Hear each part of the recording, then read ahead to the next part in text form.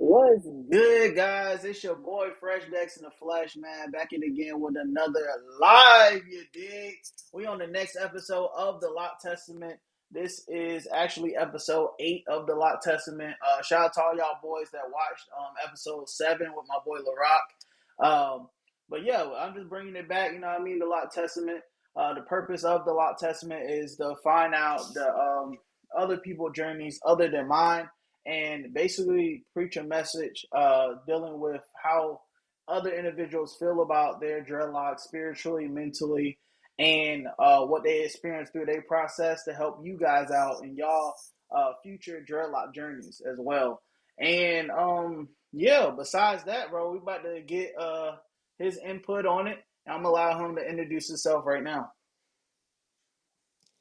What's happening, all y'all out there? My name is Veto. I go by Veto in the house. I'm a YouTuber with locks. I've been in the lock game for about 6 years. It'll be 6 years in January 20th to be exact. Um, just like the rest of y'all, man, I'm a fan of Fresh Decks in the flesh with another banger. You feel me? You dig? Yeah, and I'm just here to, any questions that any of y'all have or any question that, Sage has, man, I'm here to answer 'em. I'm here for y'all. And I hope if any of y'all got locks that's longer than mine and y'all got some advice for me, go ahead and drop that, in the chat as well. Facts. We a family out here, man. We gotta stay in this journey together. You know what I mean? YouTubers or not YouTubers, bro. We're family at the end of the day. That being said, let's go ahead and get started on these questions, man. I gathered some questions to ask my boy. You know what I mean? So that being said, but like, what made you make the decision to grow out your hair? You feel me? All right, so that's a two-part question to be completely honest. The first Okay. time the first time I had locks was back in 2014ish. I'm gonna keep it real, and I may have said this in one of my previous videos, but I did not like locks at first. Like I was like, if I'm gonna grow my hair out, it's not gonna be locks. It's just gonna be me with long hair. I may get some uh, two braids back or something like that. And then when 2014 came around, I got on YouTube and I started looking up you know, dread influencers on YouTube. And it was this one guy, he had a full set, it was 50, but 50 thick locks. And I was like, well, let me try that out. And I tried it out. I had 50 thick locks and it got to about my shoulders and I cut it off. And when I cut it off, I was like, you know what, I'm gonna get dreads again, but I don't know when I'm gonna go back to the locks. I saw Sway Lee. I was like, Sway Lee got a nice little set. I might have to go to the Mohawk route. And I started on that, and then I've used the wrong shampoo and I put a patch in my head. So I cut them off again. And then I Dang. was at a football game and Buster Screen. I think Buster Screen to me, he had some of the nicest set of locks. And when I saw that, I was like, yep, I'm about to go ahead and get a Mohawk. I didn't want to dye it. I was thinking about dyeing it, but I was like, I'm gonna wait and see. But when I saw his locks, I was like, yeah, that's my calling call to go back to the lock game. And I've been rocking with it since. It's been the greatest ideal that I've had thus far is to growing back out because I love it. I got you, bro. Yeah, shout out to Sway Lee, man. And shout out to my boy Vito in the house, you know what I mean? Because we got to bring back the faux hawks, bro. It's not a lot of people Yup. rocking the faux hawks, you dig? Shout out to my boy at Diverse. He's actually thinking about rocking some faux locks. You should definitely get it, bro, if you're watching this live right now, currently, man. Just start a new wave. It's too many people with high top dreadlocks. No offense to myself, because I actually have high top dreadlocks myself. Know what I mean? But I need that fresh cut. That's why y'all see me wearing this little headband, you dig? Um, but yeah, we need to bring back the faux locks, man. No cap. Be a Hey little man, versatile with it. I ain't even mad at you for rocking the scarf, man. I be doing it every time I ain't got a cut on the side, man. You can't go wrong with a nice scarf, man. You can't go wrong with it. Facts, facts. You dig? So like how long you been locking your hair up naturally before the locks? So before the locks, I want to say I had hair not that long before. I want to say maybe 5 months, maybe 5 months before. Like if you talking Okay. about before I had got locks, I had it for like 5 months. I went from not like having a low cut to locks in like a small period of time, like real small period of time. Because I figured if I didn't do it, I would probably cut it. I'm like, let me go back to a low cut. So I was like, yo, let me have this singular mindset, like, yo, just go straight to the locks. And for the most part, it worked out. And I'm gonna say this: having my size going kept me motivated to keep them. Because when you get that fresh, you know how it is. When you get that fresh cut, it just That, looks so nice, and you like, dang man, I look, it's cool, and it just keeps you going forward every time you well, get a fresh cut. So that definitely helped me out, but I didn't have it that long. I had it like for 5 months before I actually started locking. I got you, bro. Shout out to the barbers out here, man. Don't cheat on your barber, or you will regret it later on. That's all I gotta say. You did.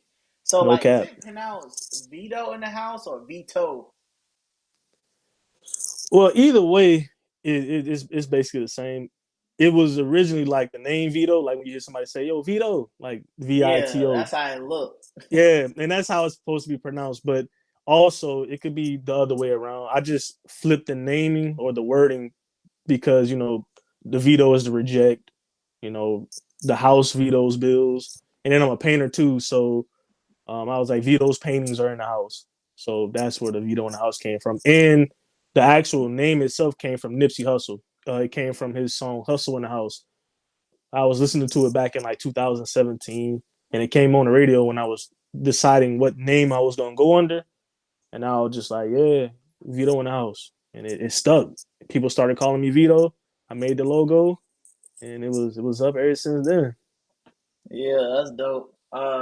I don't know why. For some reason, it sounds like an old school vibe. You feel me? Like Vito in the house, like yo, what's good? You know what I mean? Yeah, it's And then Biggie like, Smalls, yeah, man. It's like some that's what it is. Brooklyn in the house. That's some old school stuff. So you right. You yeah, definitely right on yeah. that. Facts, especially with your because you do what do you call it? The type of I'm trying to think of the name of the artwork design that you do. It's not surrealism. That's what I'm into, to be honest, personally. But what would you call your works of art? Because you do art, right? Uh, yeah, neo expressionism. It's that, and I think a little bit of abstract, and then sometimes I do play Yeah, around that's with what I was trying to think of. Abstract, yeah, yeah. yeah, and then sometimes I mess around with cubism. But if you the person who is most notable for the style that I do is Basquiat. He's Yeah, he's yeah, like yeah. the forefather of the art style. So if you see my style, is his style. He's the one. He didn't make the style up, but he made it his own, and he's Yep. somewhat the forefather of it. Yeah, no cap. Because that's what a lot of your work remind me of. But it's like its own style within it. You know what I mean? You stick to the same style with all your work. It's not something that's completely different with another project. That's Yeah, what I'm you trying to gotta. find myself personally. You know what I mean? Because I just will look at something, draw it or paint it, and I'm like, yo, I drew and paint this. But my style personally have not found it. You know what I mean? Yeah, once you find it, man, all just stick with it because that's what people are gonna know you from is your specific style. So when I found my version of that style, I'm like, all right, let me just stick with this because one thing about art is ever changing, but what has been done hasn't. What's been done has already been done before. You're just making it your own style. So there, somebody may look at your stuff and be like, "Oh, this reminds me of so and so," but it's not so and so. It's Sage's. It's his. He made it his own. This is his style, his version of this style, and that's kind of what I did with mine. I was like, you know what, Basquiat did coin this style, but I can do my own thing within this style that makes it mine. So Yep. once you find it, I promise you, you're gonna be like, that's it right there. You're gonna gravitate with Basically. that.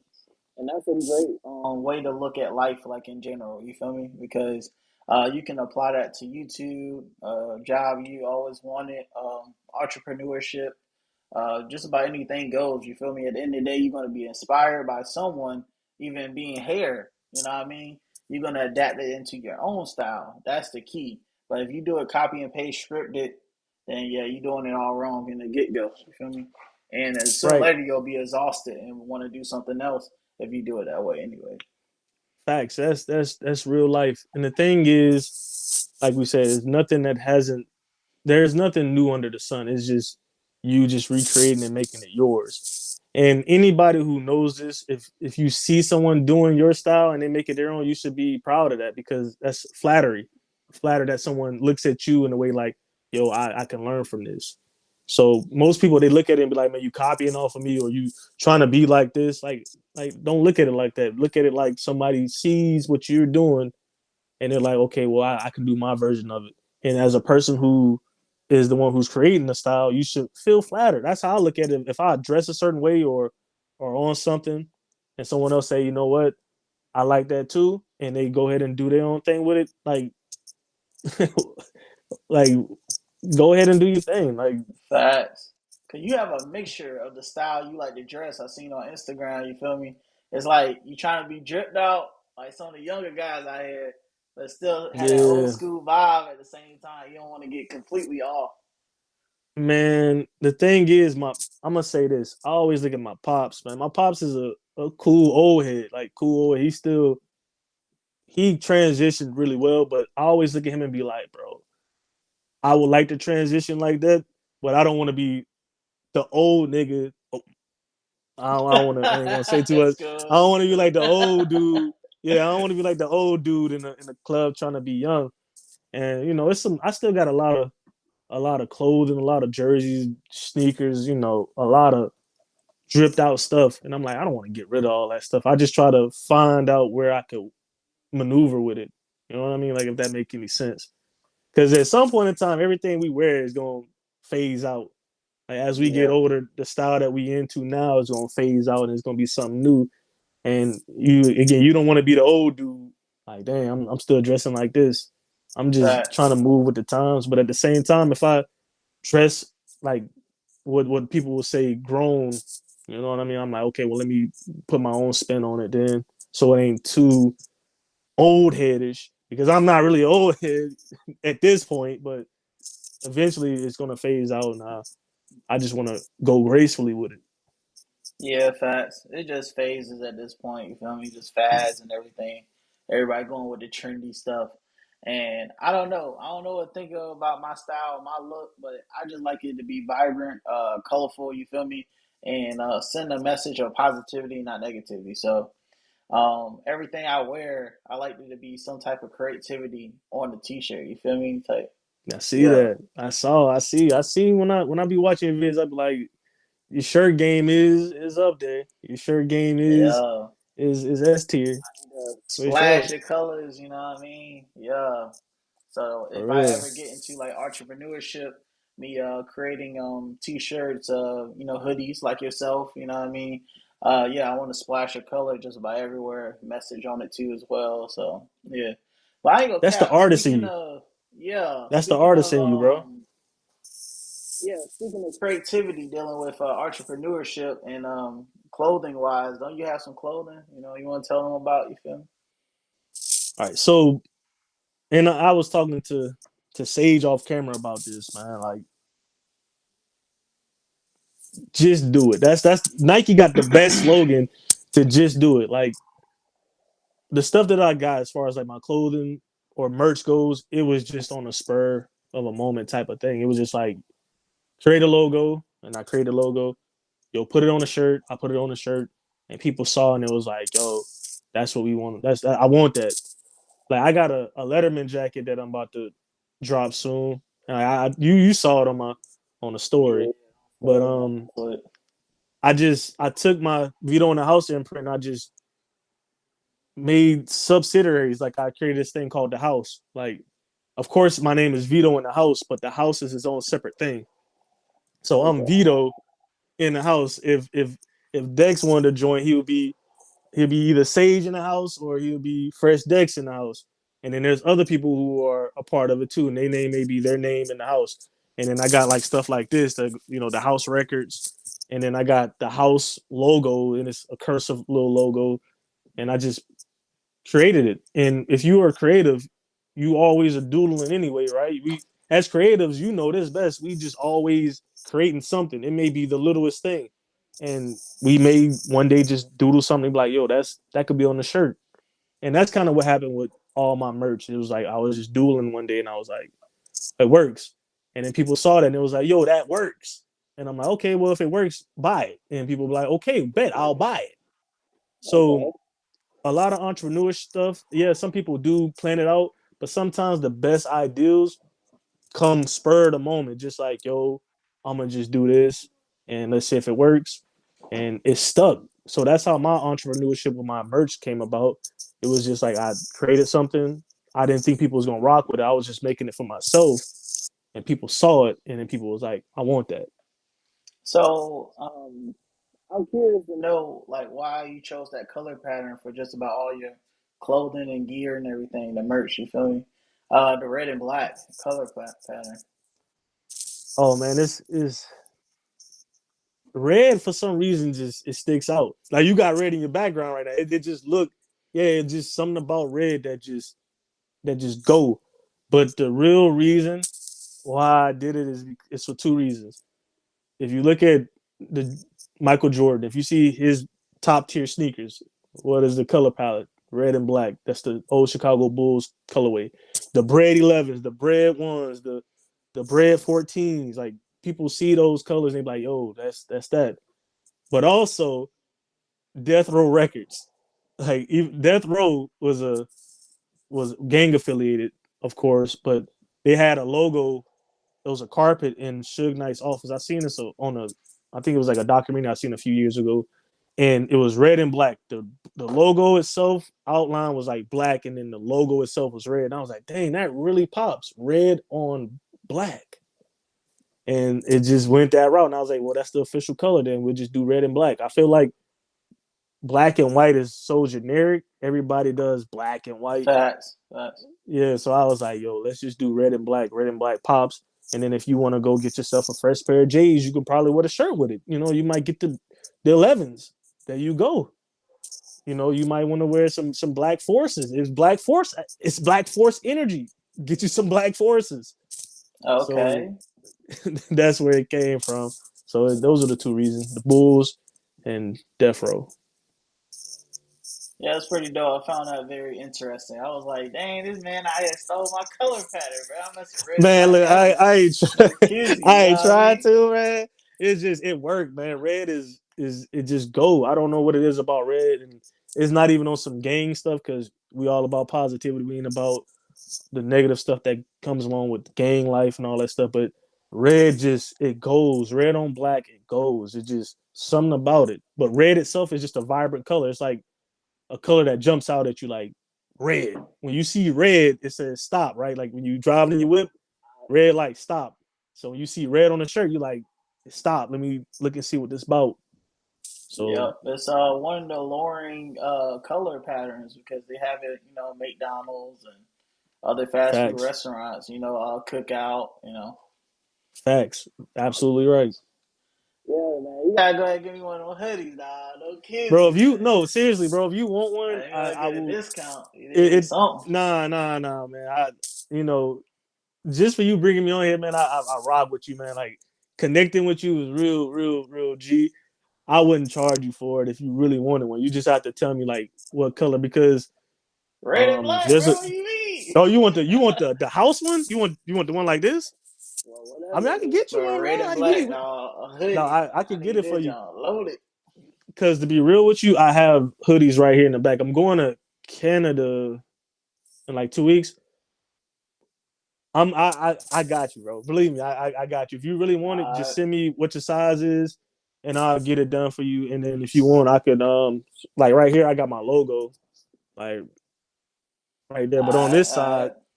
on this side it says this is not a record label. But if you wanted your name on the side, I'll just tell the person like, yo, just put this on the side, and Yo, then no it'll just cow. have You feel? Hit me up. You know what I mean? I'm gonna let you know on the details and DLs. You feel me?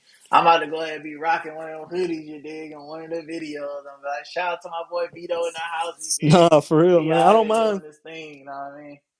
Yeah, man, I don't mind. Right now, since I'm in like the I'm in a sample stage, so like I'm not selling anything. But if somebody came to me like you just did and be like, "Yo, like, do you mind if I get one of those?" and I rock with you, like, yeah, for sure. Like I got a few like in the bag right here, like a bunch of hoodies, like they're still in the plastic and everything. And I have to wait until this last batch come through because I'm trying to work on another kind of main line of this. So I'm like, okay, once I get that, then I'll just have the person stamp all the hoodies. So if you want one, you just got to let me know what your size is, and Yeah, then them of hoodies course there. live, man. Don't count. You did like Yeah, that. That it's a champion one too, bro. Facts. You said what's the other one that you about to release? The copper. You said what is it called? All right, The so shiny one you had on the. You know what I mean? The story. You did. Like oh yeah, this is like you mean what? the jacket, the actual Letterman? Let me Yeah, see the if I can letter. reach this one. Yeah, this one Yeah, right here, man. hard too. Man. I ain't gonna lie to Yeah, you. I they got normally the don't even mess with jackets like that, but it's just the way you designed it, bro.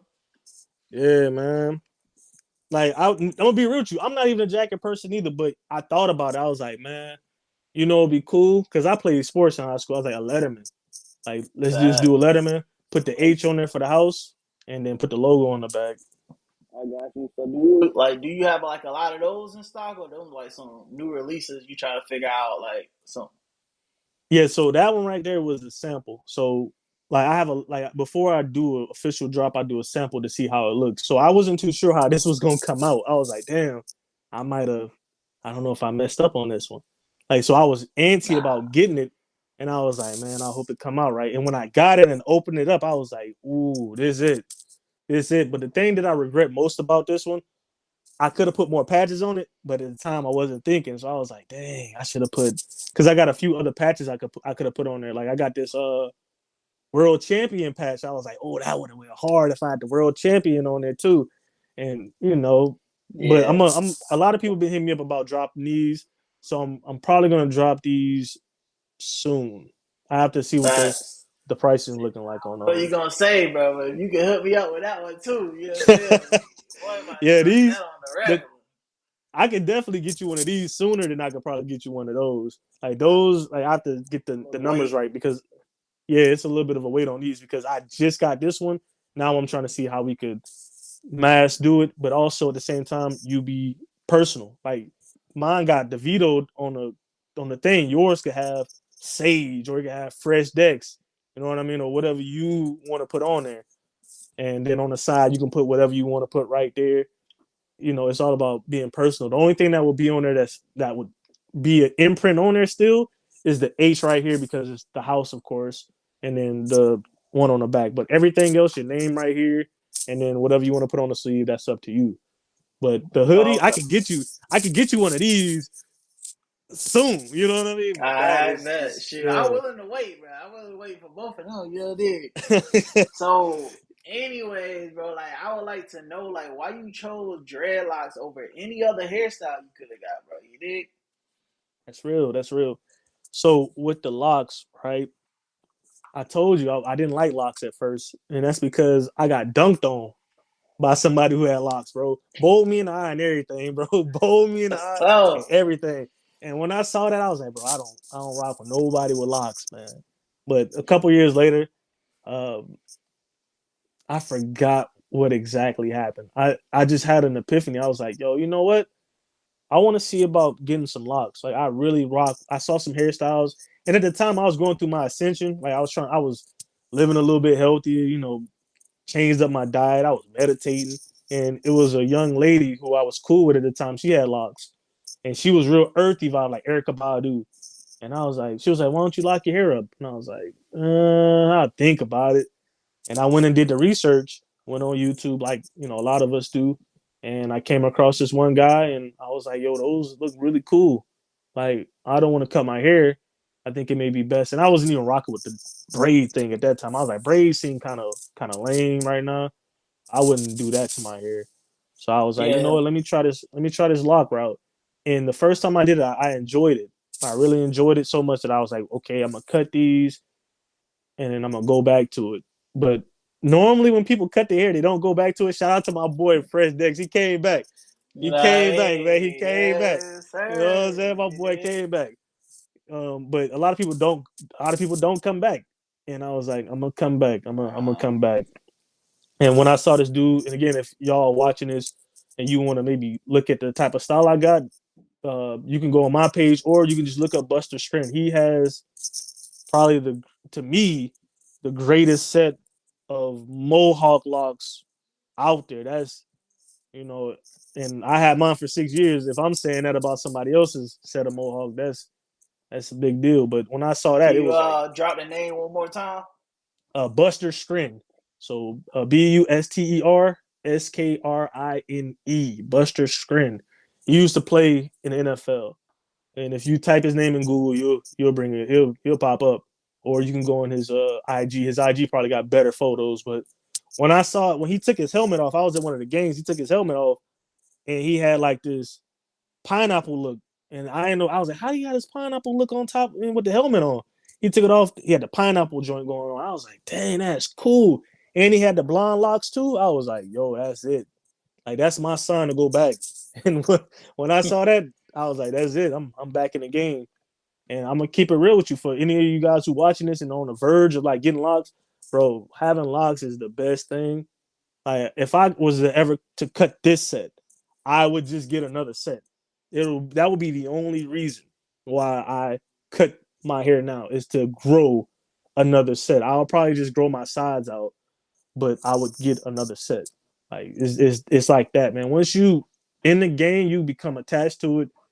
I don't even remember how I look without locks. I'm gonna be honest with you. I don't remember myself without them, Bro, none of us know how you look without locks. You started bro. with locks.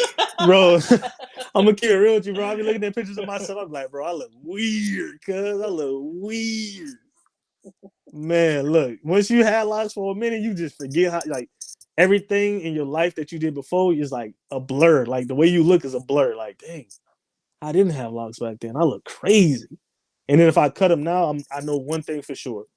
If I was to cut my hair now, I probably would regret it the next day because I have nightmares about cutting it. Like I have dreams about cutting them, and then I wake up like, oh snap, oh they still here. Like it's like that. It becomes a part of you after a while, man. It really do becomes a part of you. I got you. That being said, man, I know it's gonna be too much. It's gonna expose you a little bit. But we gonna need to see that transition. No cap. We didn't see you out the locks. Oh yeah, I could get the photos, man. Like I'm gonna keep it real, bro. When I first got the locks, bro, my shit was like this, bro. It was like this. I thought my hair was so long, Hey, man. I was like, man, my hair long, man. And the lock lady, she used to use this yarn to braid them down because my hair was so short. Man, I, it's cringy when I think about it, bro. It's cringy when I think about time before locks, bro. it be like that. You be thinking your hair long in certain periods of time. I be Yeah, thinking my hair long once I get that little water on it, and I'm like, ah. I'm like, yo, what my hair time at though? You feel me? I'm waiting on that bro. still. Yeah, it be Man, like but that you've though. been in the game though. You already know you had a long set already, man. So Facts. So and like people, right here, you you feel know, me?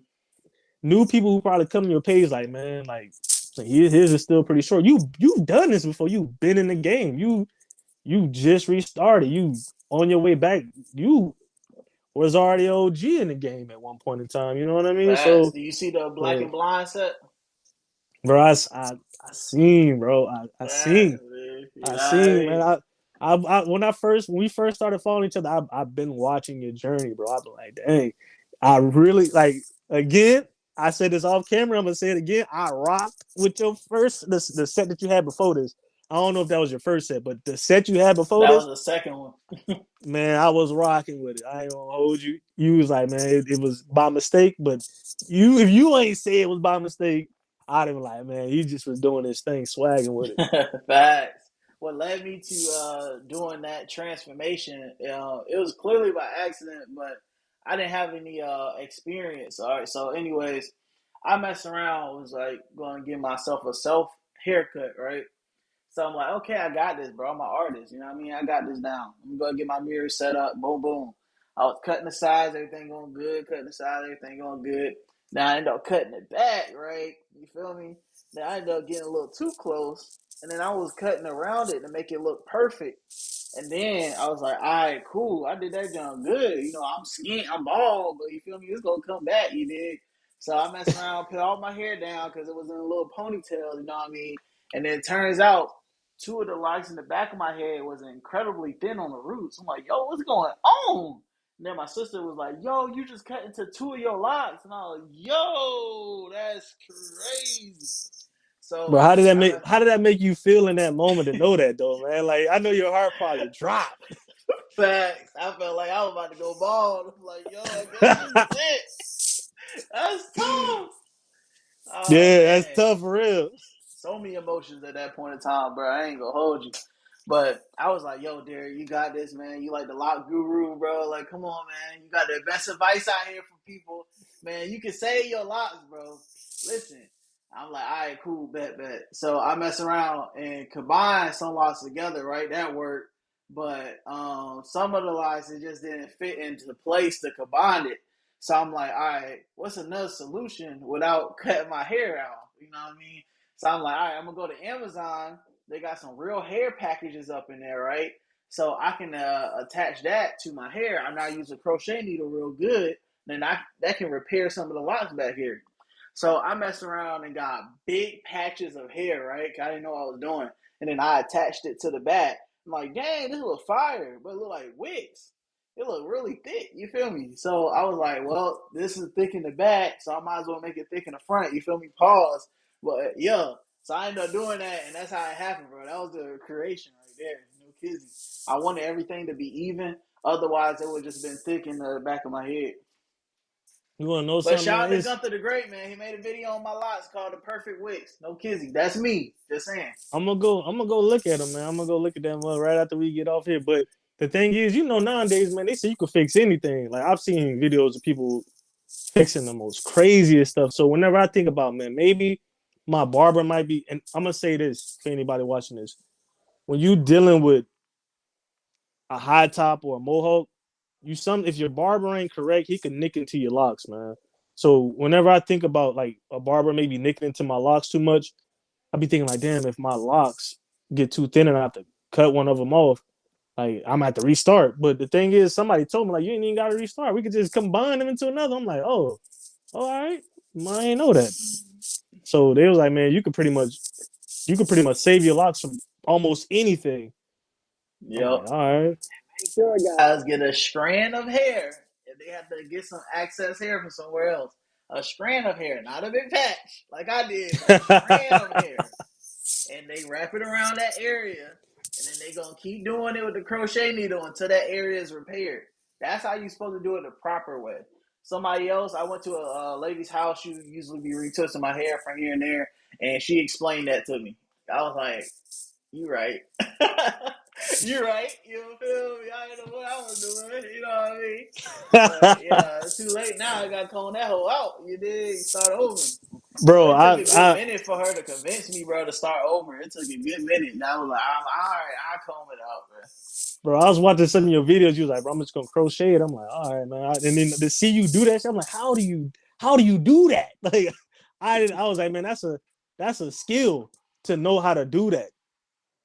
That's crazy, man. Like whenever I see you messing with that crochet, I'm like, man, that's a skill set.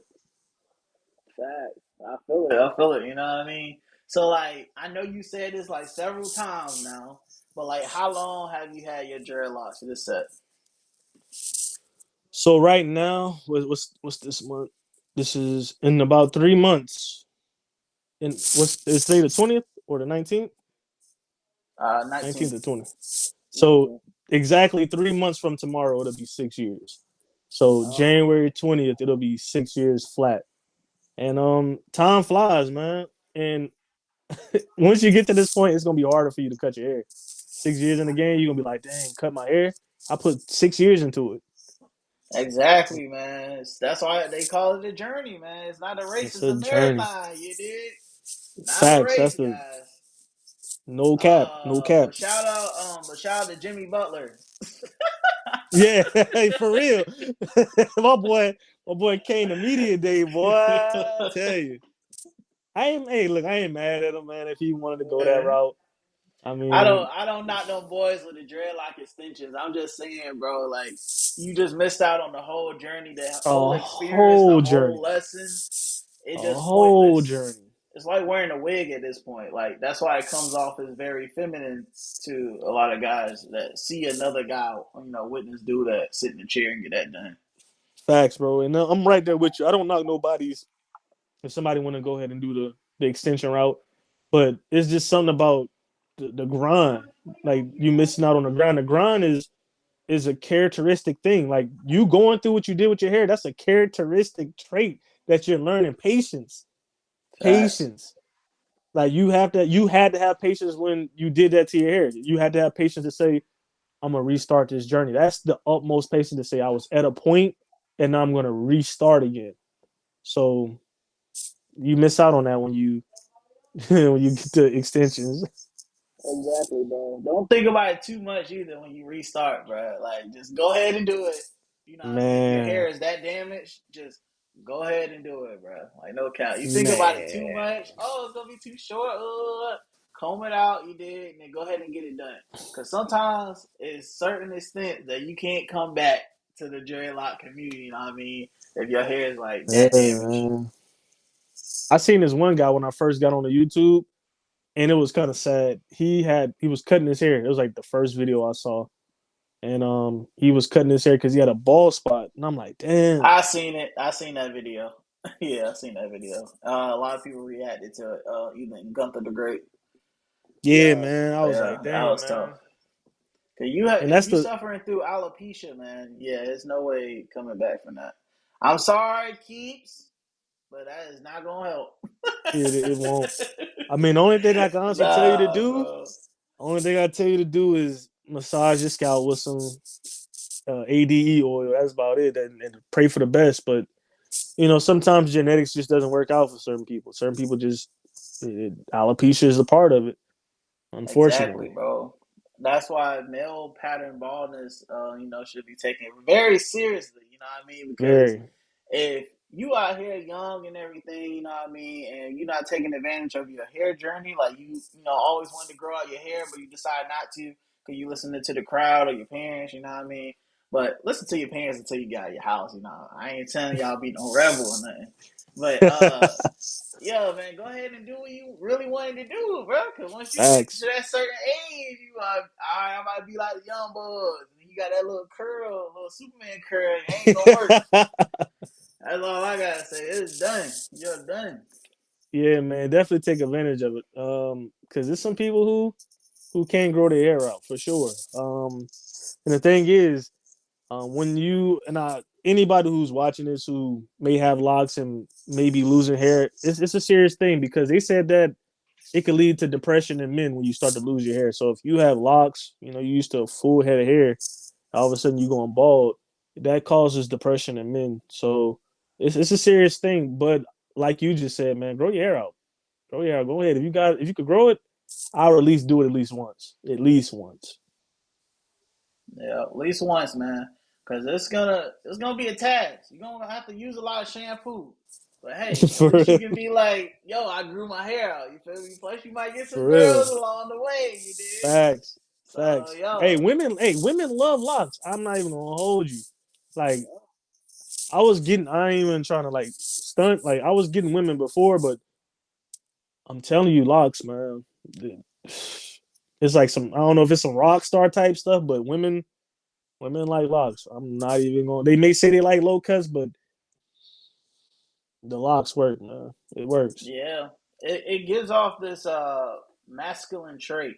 You know, what I mean, no offense to the people that got their hair colorful, but I think it's a little opposite at that point. But it is to each his own. They might be, like, oh, you look like Uzi, that's cute.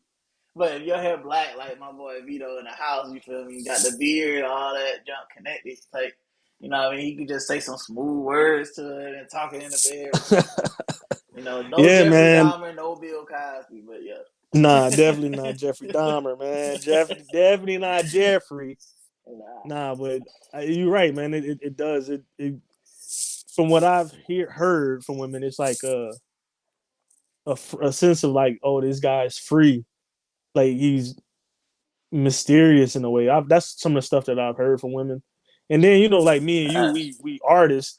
Some people say they complete the artist look. That you look so artsy with your hair like this, and when people find out you do art, they like, Yeah, that look. That's your look right there. So Facts, I rock bro. with it.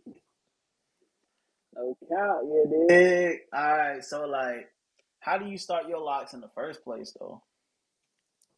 The comb method. Yeah, the comb method. The first set I had did the comb method. I took them out and I did two strands.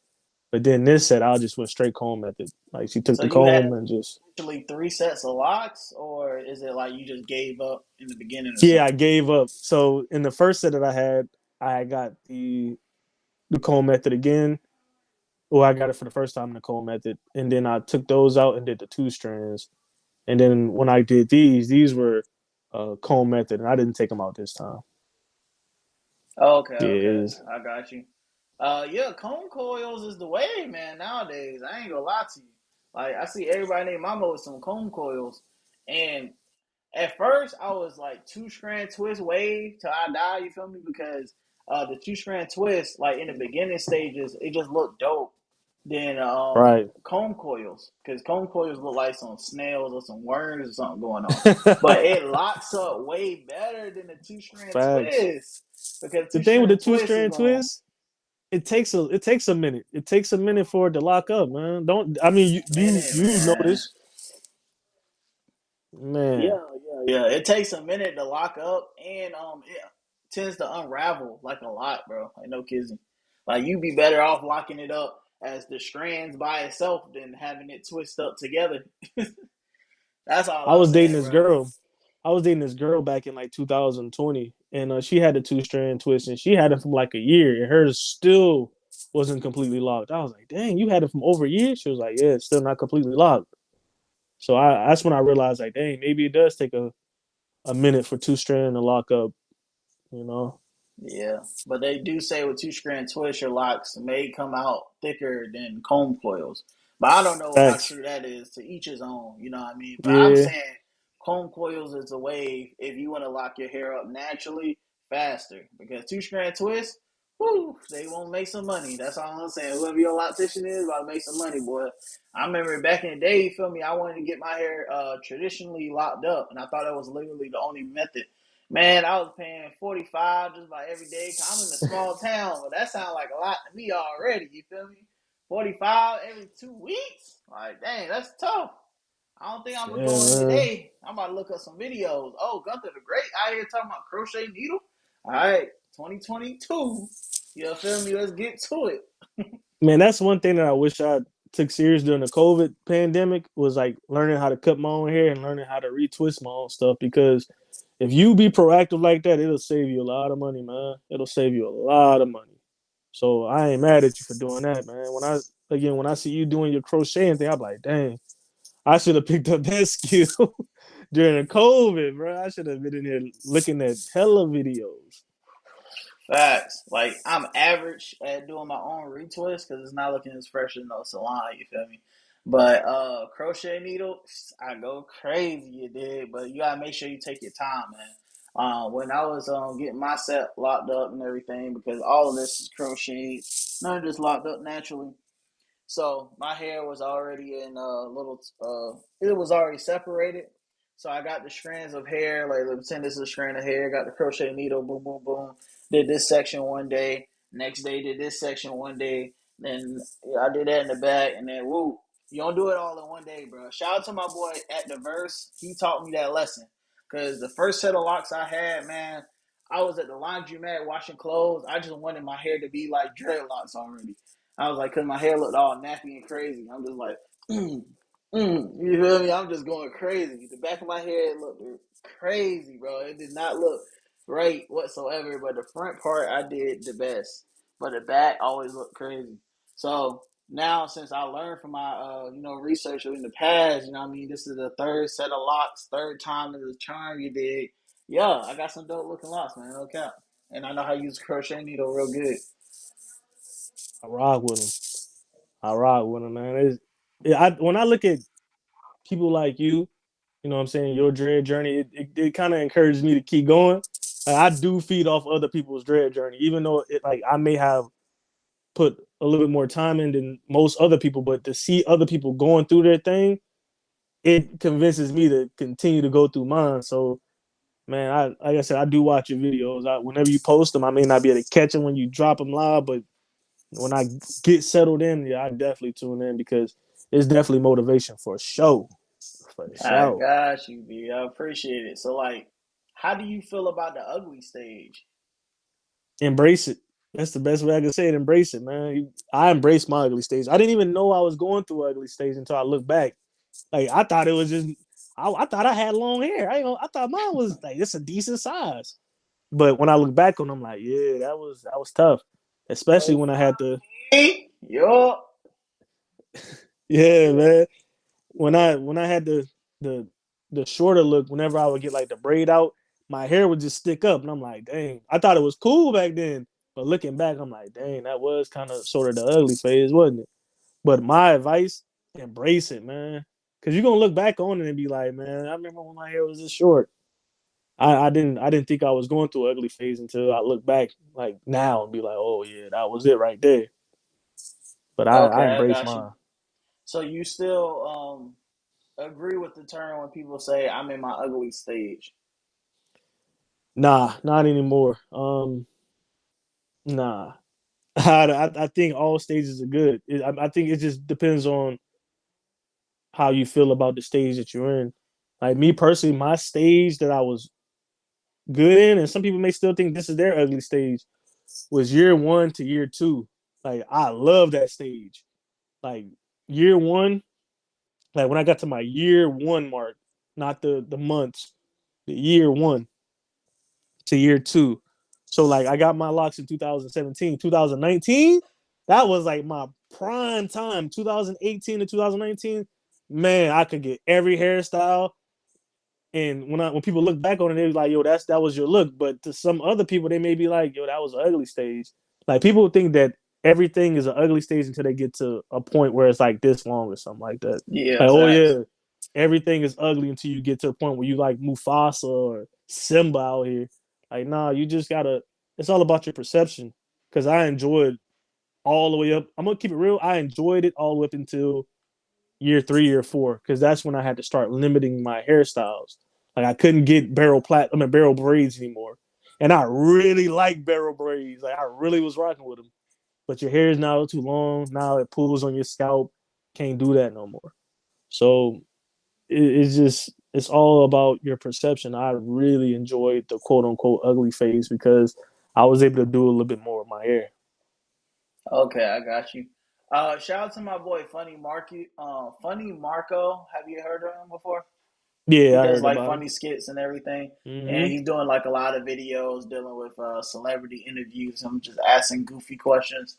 But anyways, he always says this. It's a mindset thing, and that's exactly what I think about when I think of quote unquote ugly stage.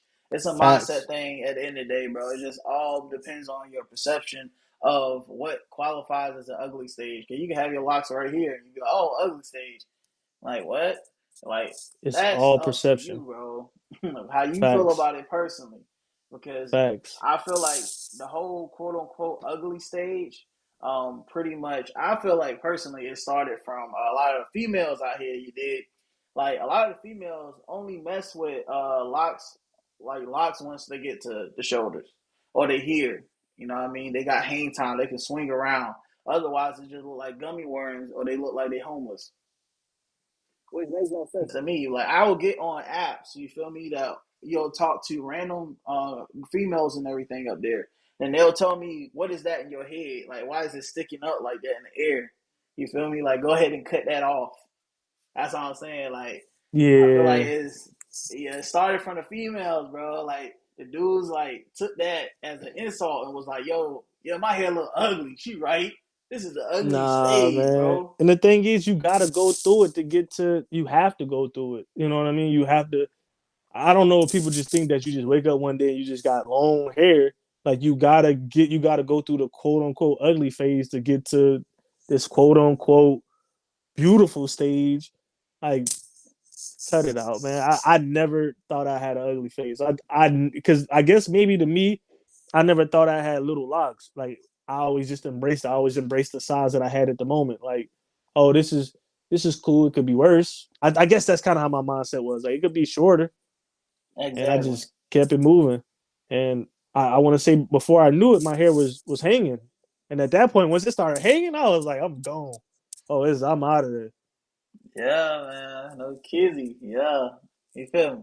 It's a journey, man. You know what I mean? Like It's a everybody journey. not built for it, bro. I be trying to go around the neighborhood and everything. I'm like, yo, I got the crochet needle, bro. Like, what y'all trying to do? Y'all trying to start the lock journey and everything? They were like, yo, your locks look dope. But nah, I'm good, but I ain't trying to start. Like, they not ready for it. So I feel Man, like look, when you get some dreadlocks, if you're not committed, if you don't know what type of locks you trying to get, don't sign up for it, bro, and at least look at some YouTube videos before you even start the dreadlock journey. I wish I would have did that in the beginning. I ain't gonna cap. The only video I looked up was shout out to Gunther the Great. He had oh yeah, like you guys want to get dreadlocks like me? Use the dreadlock sponge. Boom. That was literally the only video I looked up. After that, you feel me? I was getting my hair done by the loctician and everything. I didn't even pay no mind to the lock sponge thing. I just went to a loctician me and told neither. her, "What do you think I should do?" You feel me? Then later on, I ran into the crochet needle, but yeah. Man, I didn't even, to be honest with you, the lock sponge never crossed my mind. Like, I went to a barber shop a long time ago and they put a sponge in my hair to give me this coil look, but I never thought that I could use that to be, start my lock journey. But I always just thought it was the two-strand method or the comb method. I remember back in the day, people used to just sit in class and just twist their own hair, just sit up there and just do this.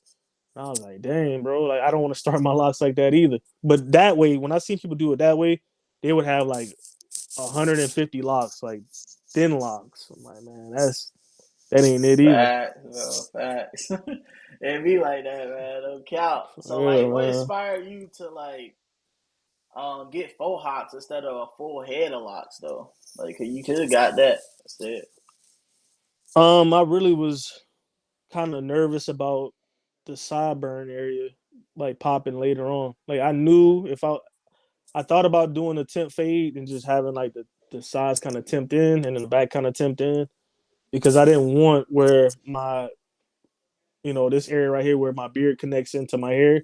I feel like that's like one of the weakest areas on people's heads. And whenever I see somebody with their dreads popping out, it's always in this particular area if it's not up here around your crown. And I was like, you know what? I could just eliminate that and just get the mohawk. But don't get me wrong. Sometimes I do miss having a full head. I'm not even gonna hold you. Like sometimes I'm like, dang, I should have grew my sides out in the beginning.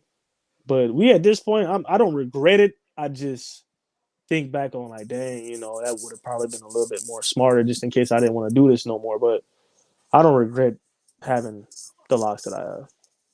Yeah, I got you. That's why a lot of people be like, "Yo, if you want to get some locks or whatever, and you're not sure what type of locks you want to get, yeah, just go ahead and get a full head. You know what I mean? And then if you don't want the locks on the side no more, you want to shape it Cut up, them off. go yeah, cut them off, bro. That's a great transition. Then trying to go, in reverse. You Yeah, feel me? because Because your boy had that happen, and it only happened. The reason why I felt that way, and that's probably because the video that everybody found my page on was because of I put my regrets with having a mohawk was facts. because That was a COVID. good title though. I ain't gonna Yeah, cap. and it was the truth. It was my honest truth. Like it only hit me when COVID shut everything down, and I couldn't get a haircut, and I realized how bad it looked. I was like, dang. If and at that time we didn't know what was gonna go on with COVID, if it was gonna open back up in a year and a couple months. I was like, yo, either I'm gonna have to learn how to cut my own size or it's gonna get treacherous. And it made me say that, like, damn, maybe I should just if I would have had a full set, I wouldn't have to worry about my hair on the side growing in and me looking too rough. But it was just an emotion in a moment. But I don't overall hate or regret going the route. It's just in that moment it made me realize like, dang, maybe I should have got a full set. And like you just said, start off with the full head and then go from there. You can always cut them. Like I know people who had a full set and then Facts. went to the mohawk. So it's best to start off that way. Yeah, that what inspired at Diverse to go ahead and comb out all his hair because he always wanted faux locks like you got going on. You feel me? He just accidentally ended up getting high top locks because his hair was already in high top form. So he was like, I'm just gonna get on lock. You feel me? So he ended up regretting it overall once he got to like the 3 to 4 year mark, and then he ended up combing out all his locks. And now he haven't been on YouTube in a good minute now. You feel me? I'm waiting for the update so he can go ahead and update everybody. I'm over here texting bro like, yo, yeah, yeah, afro looking crazy. You know what I mean? Like, bro got the big afro. You know. So yeah, he gathered a lot of hair. I ain't gonna hold you. But yeah. Hello, bro. Froze on me, bro. What's going on here, me? Yo, um, technical difficulties. Hold on. You did. Ah, dang, bro. What happened? You did. My bad, guys. Technical difficulties on the Lock Testament episode 8. You did. But yeah, I'm gonna wait till Veto in the house connects to me back. We're just gonna still be live. Still got some more questions to ask, bro. Let me get that out of the camera. You feel me? But yeah, no cap. So how's y'all night going though? You know what I mean? Oh yeah, all right. You back? Yeah, All somebody right, just you called me on FaceTime, man. I was like, dang, what the heck? That just went straight to back. the thing. All right, I told cool, somebody, I cool. was like, yo, I'm gonna be on an interview from like 8 to like so and so. Call me later, and I guess they must have thought like, yo, it was over with. But nah, we good now. Alright, bet. So yeah, I was talking about at the verse, I was talking about his afro being crazy. So he like gathered up a lot of hair since the whole switcheroo, you know what I mean? So I guess I'm not sure what he gonna do because he combed it out, but he still don't have hair on the back of his head.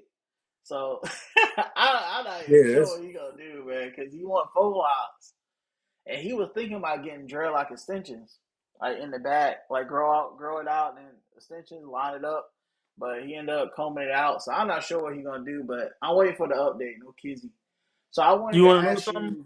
you, yeah, what's up? Well, the kind of piggyback off what you just said. This is what somebody told me to do if I ever decide to grow my size out, which was let my hair grow long enough, cut it to like right here, and then use your own hair as your extensions.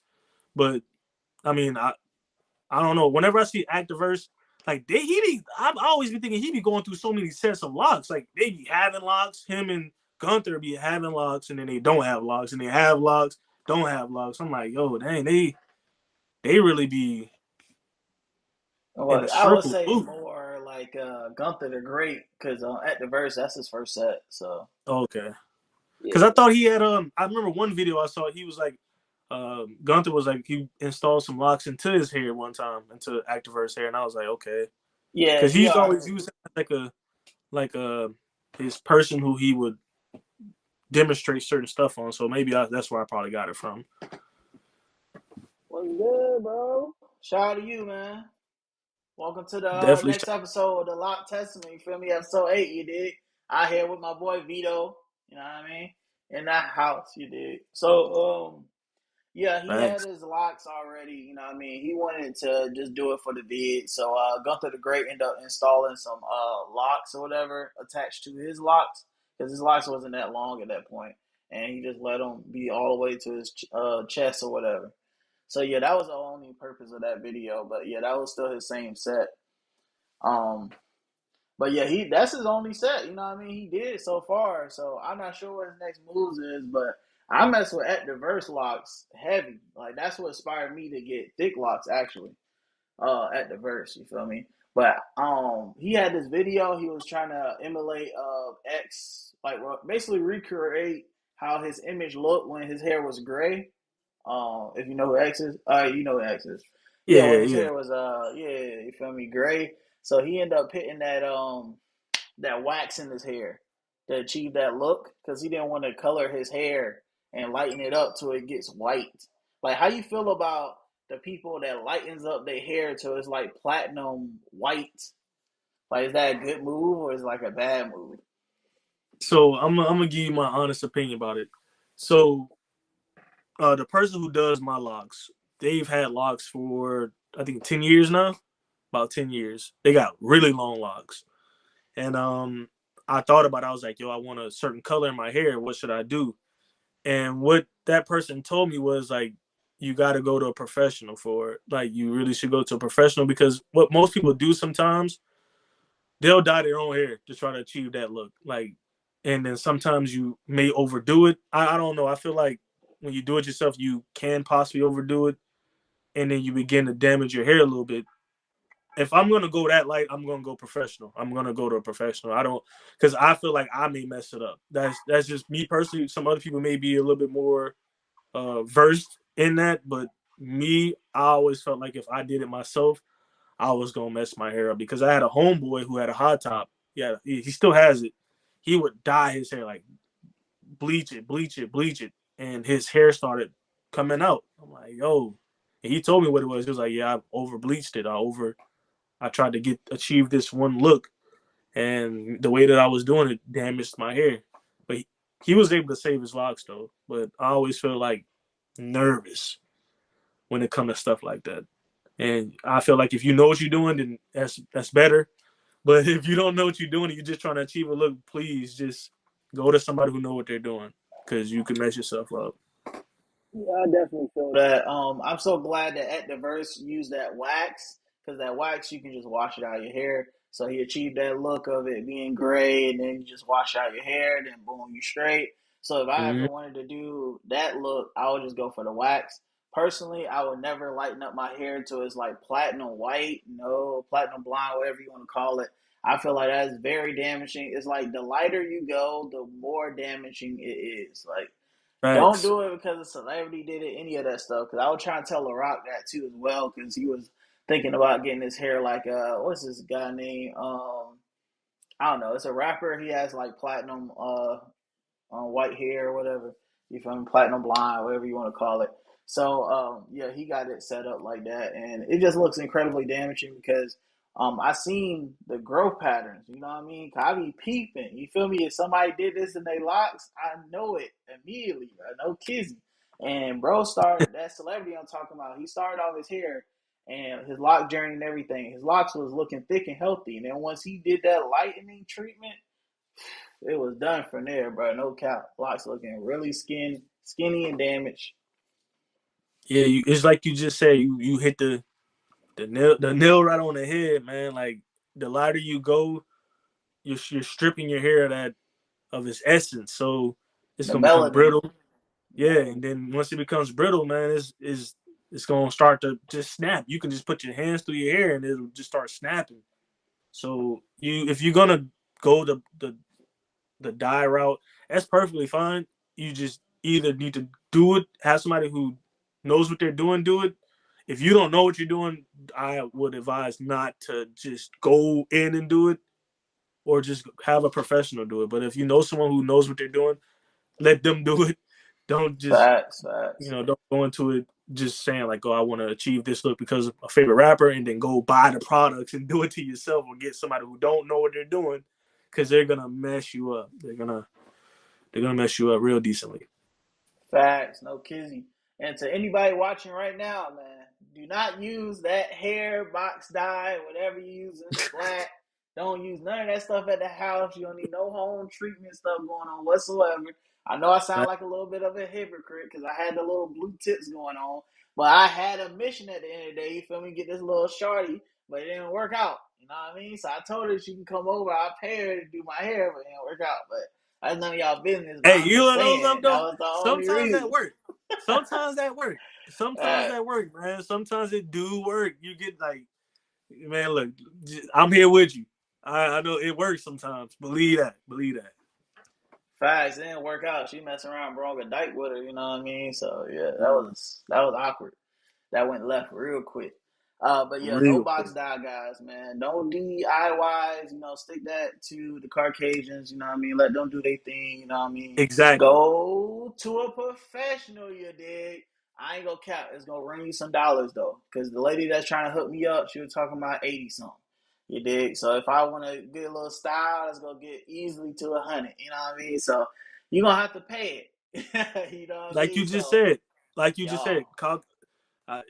y'all. No racial when I say there's no racial, but white people specialize in that. Like they specialize in that, and that's what my loctician told me. And she black. She was like, if you, want, I'm not gonna dye your hair. That's what she told me. She was like, but I'm gonna tell you, if you want your hair dyed, go to a white person. Like they know what they're doing. So if you wanna do that, go ahead and I think that's the first thing I'm gonna have to disagree with you on. Be no kizzy. All go ahead, right. go ahead, So go ahead. personally, what I mean, I haven't had no Caucasian. I went to a salon or whatever and do my hair.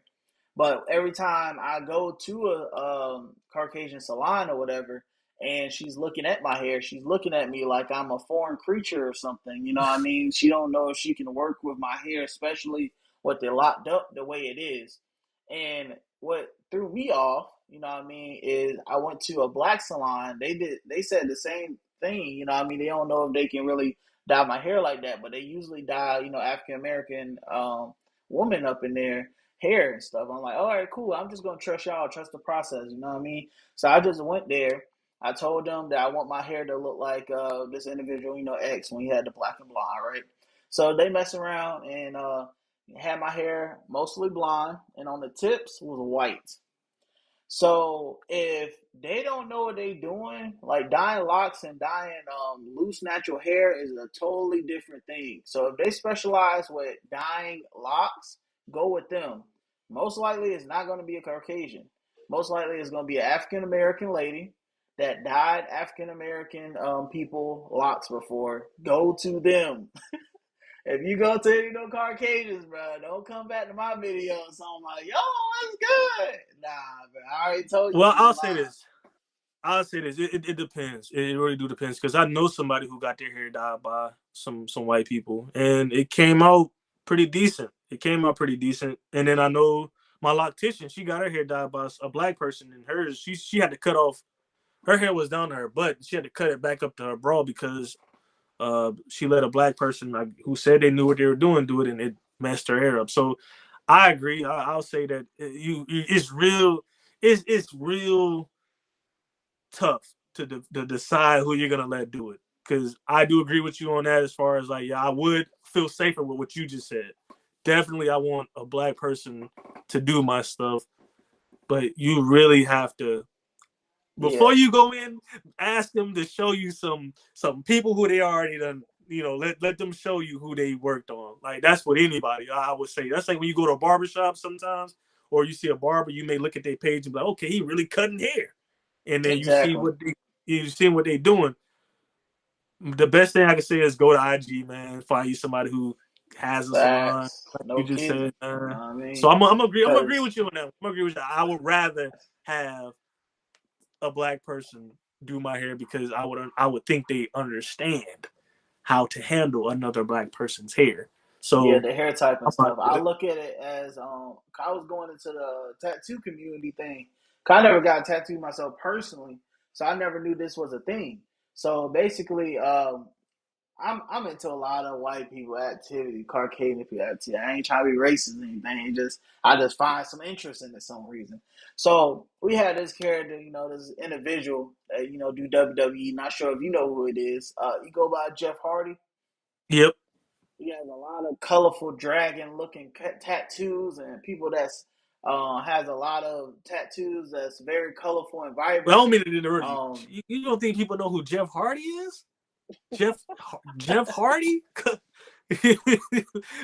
He legendary Jeff Hardy? Oh, fast, bro. No kids, you know what I mean? I actually met bro in real life though. That's a story time, no Man, kids. he a legend, man. He's a legend. Like when I tell you Yeah, legend, yeah, yeah, yeah. I like people that's like different. Like they different, they weird, they out there, they not afraid to express themselves whatsoever. That's why I mess with people like X and Jeff Hardy. So boom, it is what it is. But everybody else clones to me in general. But that's still stuff that happened to X, man. I remember the day I was at work when I saw that shit, man. I woke up to it, you did. I Bro, woke like me up and to my that. homie, I was hoping he would pull through because at first people didn't know. I was like, dang, I hope he alright.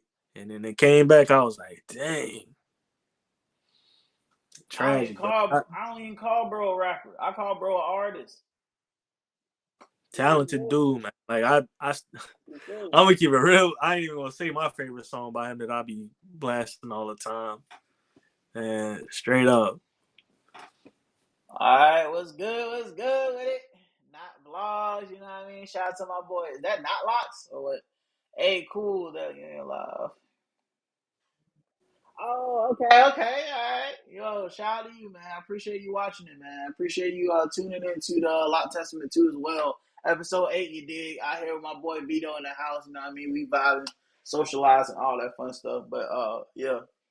So yeah. Basically, like when I went into like the whole tattoo vibe or whatever, everybody getting these vibrant tattoos happened to be a lot of the Caucasians. But I never looked into the black community to see how that would affect the black community, tattoo wise and everything. And it turns out I'm not going to be able to realistically gain what they have, the results they have, colorful tattoos wise, because my skin is darker than their skin. So it's not gonna be vibrant. It's gonna be very dull down colors. So when I heard that, I'm like, yo, I'm an artist, you know, in my mindset wise. So I'm not gonna really be satisfied with those results. So I end up summarizing everything as I don't want no sleeve no more. I just want to get 2 tattoos inspired by anime. Shout out to my boy. Shout out to Naruto. The 20th anniversary was recently. You know what I mean? No cap, best anime in the world. I don't care what y'all say. We can fight about it in the comment section down below. I But rock with it. anyway, It's cool. What my favorite anime, and this is it may be old, but Berserk. That's my favorite anime of all time, man. I Berserk. have heard of it though. I ain't gonna lie. I never tuned into it though. Yeah, I don't really be on that. I mean, I like the old Baki too, not the one that's on Netflix. The old Baki, the with the old art style. That's cool too. You know, Naruto cool too. I get it. That's one of the that in One Piece is like OG, the bro. test. Yeah, OG test of time. Facts, Like bro. test of Top three, time. bro. Top three for well, universally wise, not my top three, but Naruto. You know what I mean? Dragon Ball Z and One Piece. Facts. I don't mess Facts. with One Piece whatsoever because it got a lot of little sus characters. Nah, I ain't trying to judge nothing, but the character design is going left for me. Man, I ain't Uh, watched one. I ain't seen no One Piece since. Well, it's been years since I watched anything One Piece related. oh Yeah, dang, it's it's too been a many minute. episodes too, bro. Like your whole life gonna be gone by the time you Your finish that. whole life, you would have to years to catch up. If you Facts. ain't started yet, just leave it alone. Just let it ride. Exactly. Ride. You might as well watch a trailer and little clips together, something short. Yeah, you That's ain't gonna funny. be able to watch episode. You're gonna be in a room for months, for years, probably binge watching. Like that's one Yup. thing I catch up on. Exactly. And everybody always talk about the English voice actors trash, so they have to watch it in sub. And what do you think about it? Sub or dub? I kind of like both. I ain't gonna lie. Sometimes I rock with both of them. I don't know. Sometimes I do. I can't even Bruh. hold you. Yeah, If you if tripping. it's I if ain't gonna it's hold you. if it's some man, I'm cool with that. I'm cool. I could read and pay attention. Like most people, they be like this. Like if I try to watch it, like if I try to watch it with somebody who's never watched it before, they like, yo, I have to read and pay attention to what's going on. Exactly, bro. You know what I mean? But it's nothing wrong All the with neither one of people, them. I feel bro, like all I the could people. rock with either Alright, well, all I say is, bro, all the people that's watching sub, and they saying sub is awesome, that's it, you know what I mean? Dub is trash. Please wash some dishes and listen to the whatever you listening to. You feel me? That's all I one. gotta say. It's done. It's dead now. Yeah. it's, It's it's over. terminated. Cause I look at it as like this, like when they doing them documentaries and it's like no foreign characters, they explaining they subject or they part of the story. They be like, there once was a girl. Yeah, right. Facts, bro. That's yeah. Nah, Hey, you got a point. You got a point. You got a point. Nah, for real. But I never been dub one that hated on the actors. other. I feel like I could fit in with either one of the crowds. So it's like, man, I'm not one to be like, yo, you watch sub, you this, or you watch dub, you this. It's like, all right.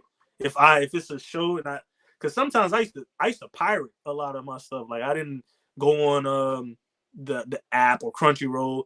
I would go to a website. So whichever's on that website, that's what I'm watching. That's what your boy Dex doing. You feel me? You For already know real, vibes, man. bro. But I go to dubanime.com. You feel me? So all my stuff dub. You dig? So the voice actors for the dub be doing their thing though. Well, I'm only talking about Naruto. I'm not sure about everybody else, but Naruto, bro, they doing their thing, bro. No kids. I mean, I want to say I was really heavy on when Attack on Titans first came out. I was rocking with that. I saw the dub version. It was alright. Yeah. They talking about I don't feel the emotion because it's not a sub. I don't feel the emotion. Like, bro, you Hey, don't look. understand the emotion. The bro will be like, I know, and then bro, I'm Facts, you like, don't know what they I you don't feel really it. know what You they don't even said. know he said. You You feel trusting it, somebody to put in the bottom what they said. Oh, he said da, da, da, da, da, da. Dude could have been like, man, bump all y'all. This man. show sucks. I don't know what it is, bro. Us Americans out here watch some sub and think they from Hong Kong. Yeah, man. That just be the way with y'all boys, man. Man, I'm gonna get it how you live person. Like, yo, where I go to watch this at? Oh, it's sub. I'll deal with it. If it's dub, cool. Like it's just however I can get to it. Cause I mean now it's you got to worry about certain sites not working anymore and all that stuff. So I'm like, all right, man. Like, and then I remember one site, I forgot the name of the site I was going to. I would watch a few episodes and then the next episode would not work. I'm like, oh, I gotta find this next episode.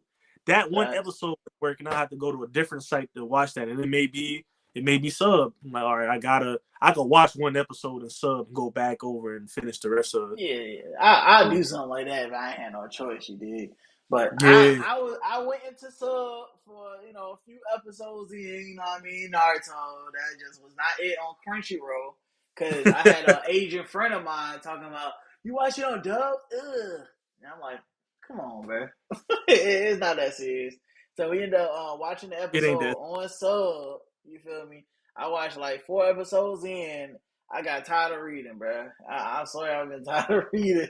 It's not. It's it's just not it, man. Like you had these voice actors, right? They took the time out of their day to be like, you know what I mean? They really getting into it. You feel me? And then us over here, like, there once was a boy. He went here, then he went there. Why are you here? Why did you kill them? My Man, boy this is Dick good. said, man, look, we ain't trying to learn right now, man.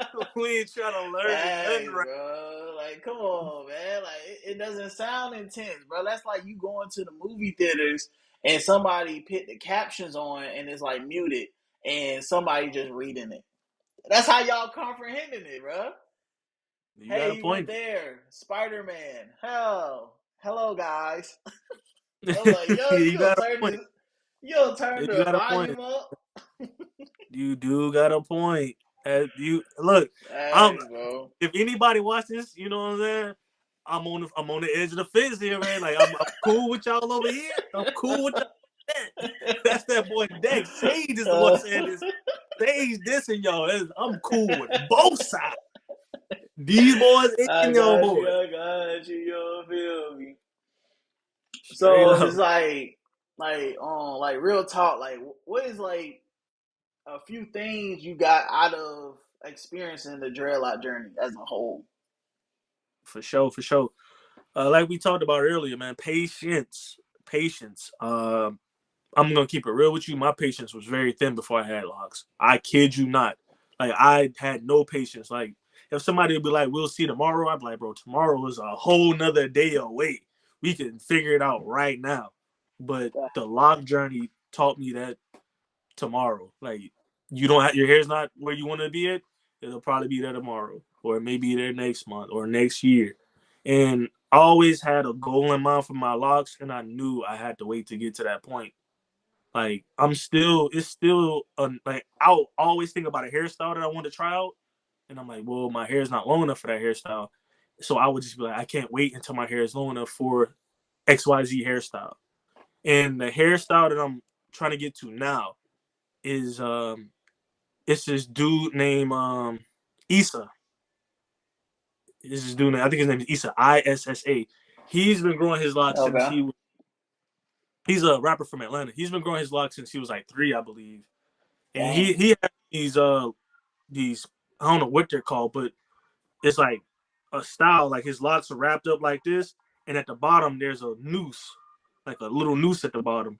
Like like Okay, okay, I got you. yeah. And I'm like, yo, I I seen wanna Bob Marley. Some of his kids been doing that. it. Yeah, they might be doing Yeah. that as well. But I'm like, yo, my hair isn't long enough yet for that, and I'm like, that's the style that I really want to get. So I have to have patience. Like that's the key thing with it. And I think a lot of people don't have patience. That's why you see a lot of people get locks, turn around and cut them off because they don't have the patience. They have this idea of what they think they should look like, but the thing is, they realize like, yo, it's gonna take a minute for me to get to that point. I don't want to wait on that. I'm gonna go ahead and just cut it off.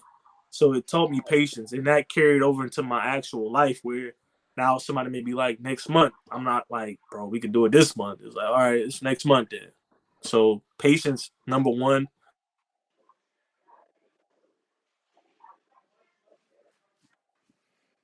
Come on, man. The technical difficulties, dog. That is tough. Come on, man. We got some more questions in here, dog. No kidding. Man, we just getting good. All right, we out here. Can you hear me? Yeah, I get you. Oh, all right, cool. You like froze for a little bit, you did. So you was going on about patience. Was there anything else you learned you can take That's out of it. the dreadlock journey? Okay, that was it. You Patience. feel me? Man. That's That's the and highlight. that's a piece of advice I get anybody. Like you don't come into this with high expectations. A lot of people come into it with this perceived thing. Like you see people locks like or like your favorite rapper. Let's say NBA YoungBoy, Lil Durk, or somebody. You like, dang, I want my hair to be like that. And your hair may not be at that point yet. Like people just think day one they're supposed to be like, you know, be like Fresh Dex or be like Veto and or be like Dirk or be like one of your favorite rappers, be like X. Like it's gonna take some time to get to that point. You just unless your hair was already super long and you come in like that, but you gotta have patience, man, and that'll carry over into your regular life, like everyday stuff. So I'm gonna say patience, man. Yeah, I got you. I got you. Yeah, man. People don't realize this, bro. Like you literally signing up to go through the lock journey, and it's not gonna look as good or like somebody else you admiring or aspired by until like 3 to 4 or 5 years in. That Facts. is tough, bro, to think about, but don't think about it like that. Just think about you like enjoying the little stuff, the little steps throughout your dreadlock journey. Cause once it get like here, you feel me? You gonna be playing around with it, boom, boom. You feeling like Chief Keef, whatever. But sooner or later, you gonna have them like Veto. You know what I mean? You ain't gonna be able to do that no more. So you gotta take advantage of the time period you have been experiencing throughout your dreadlock journey, man. And I that like leads you me. said before you move on, like you just said, once you get to this part right here, I feel like that's when you like, man, look, I'm cruising at that point. I'm cruising, but again, you may not start off at that point. You may start off at a little bit. Your expectations should be day to day. It should be like I'm happy with the way my hair looks today. Let's just see what it looks like in a month. And you're like, okay, I like the way my hair looks this month. Let's just see what it looks like in 2 months, 3 months. Like your goal has to be the journey itself. You can envision yourself as something, but you gotta understand when you envision yourself with something, you gotta understand that it's in the future. Like future. Don't think it's gonna be tomorrow. So if you do get into the dreadlock game, understand that it's a journey. They call it a dread journey or lock journey for a reason. Like it's not the destination. It's not tomorrow. It's gonna be ongoing. You know. You dig? So like that leads me to asking you like, what is your personal guidelines when it comes to life? My personal guidelines for life. Yeah. Um, I would say my personal guidelines for life, and I'm just gonna speak for myself. Um, it's about relationships. You know what I mean? Building those relationships. Whether like for example, like me and you, we've been friends on like social media for a minute, but we actually kick it now. It's like, damn, man, my boy actually cool as hell. Like I knew he Facts, was bro. cool, but I was like, man, my boy cool. And You're it's about actually building. communicating, bro. Yeah. Yeah, like it's all about the relationships. And I try to tell people this, you know, going along. Like it's about people like to be antisocial these days. They like to be like, yo, I ain't friends with nobody. You know, I'm me myself. But in reality, man, you're gonna need relationships. And then I'm not saying it's like a girlfriend, boyfriend type of thing. I'm talking about like brotherhood relationships, friendships is our relationships. So my guidelines is to, I mean, just spread positive energy to one another and build those relationships because you just never know when you're going to need to lean on someone else. And I realize that now at the age that I'm at now, it's more important than money. Like it's having somebody that you can really depend on, a relationship you can really depend on, is valuable than having money. And I understand, there's a lot of young people out there like, man, money is everything, man.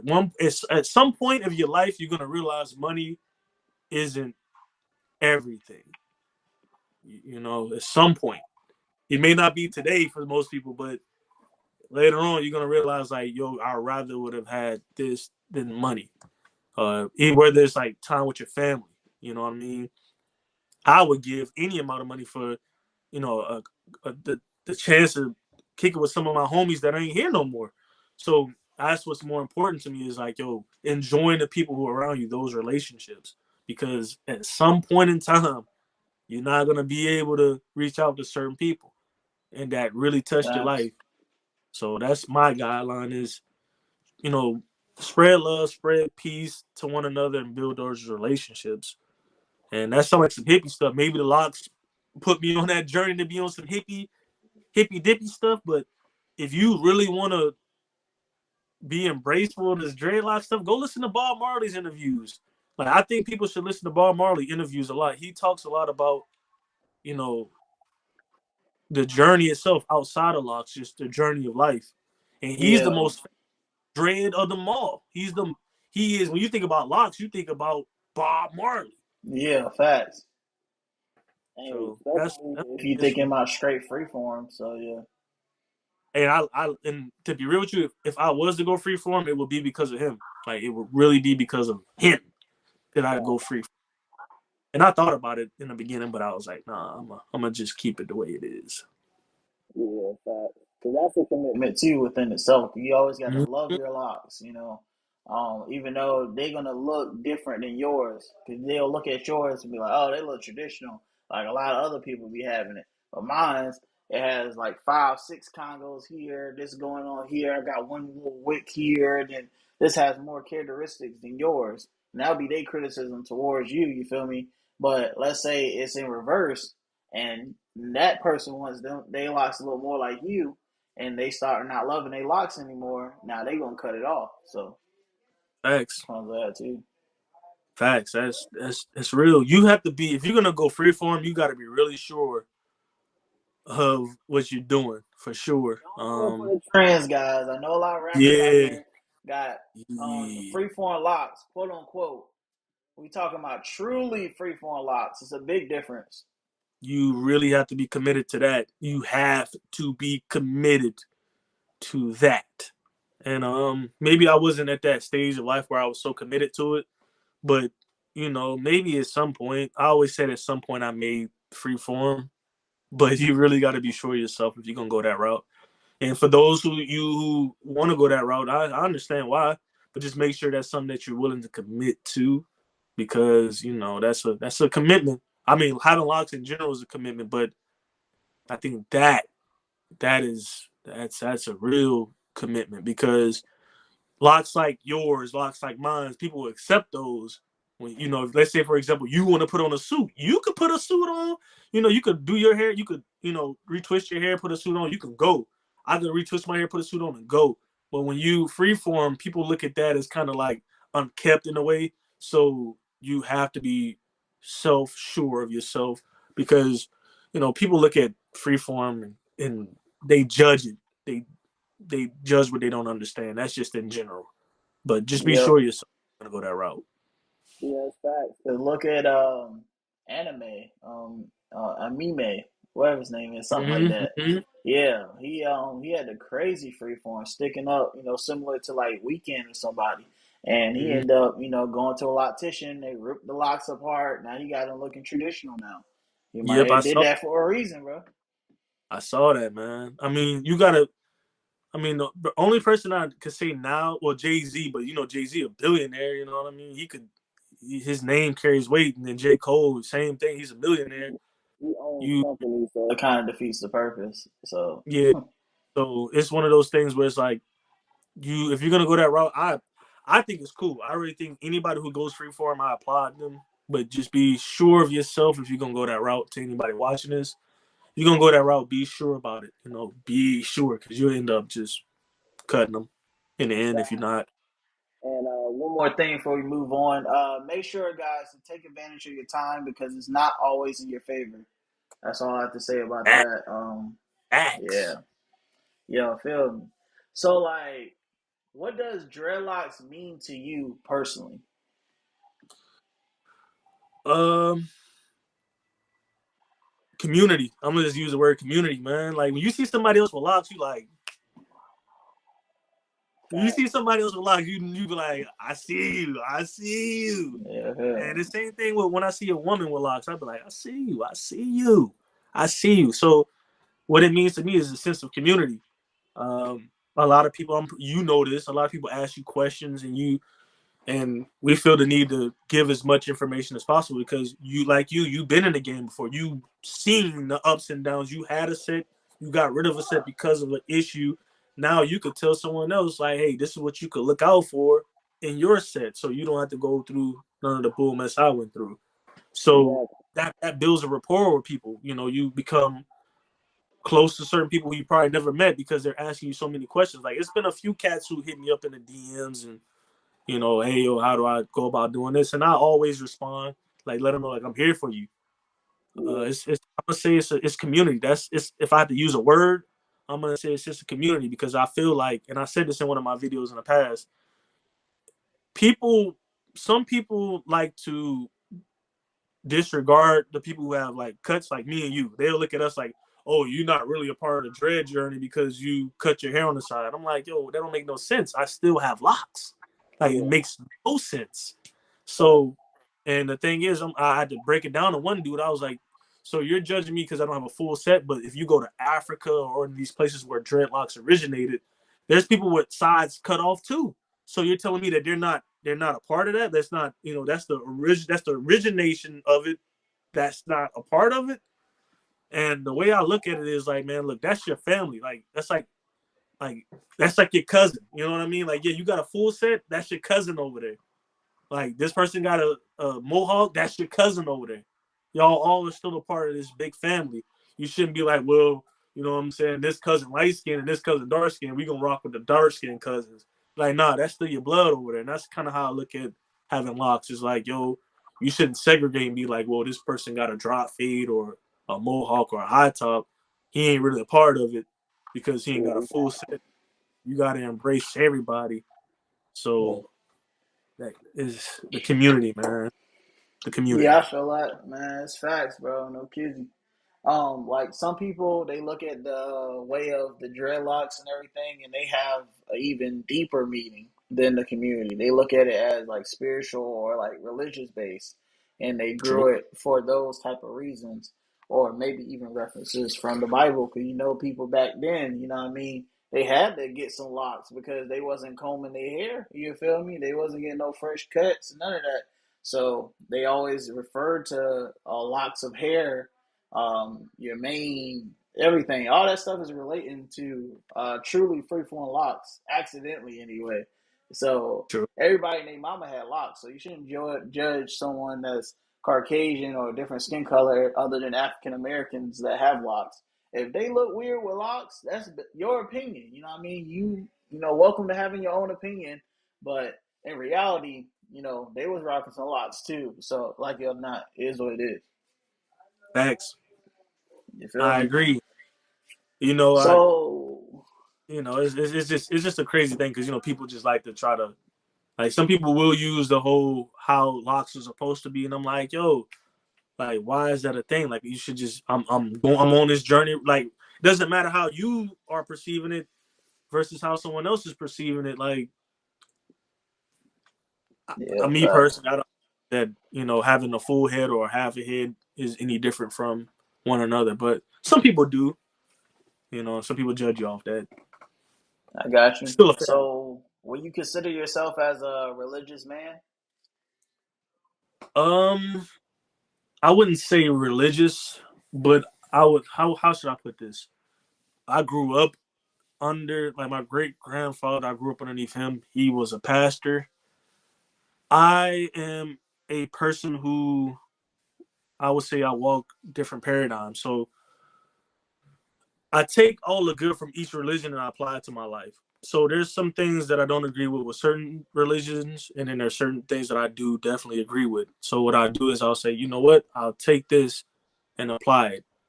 So I take all the good from each religion because I have so many people that I've met throughout life, so many religions that I've had a chance to take from that I can't say this is a right religion and this is a wrong religion because each religion that I've ever took place of or took part in, I was like, you know what, this makes sense.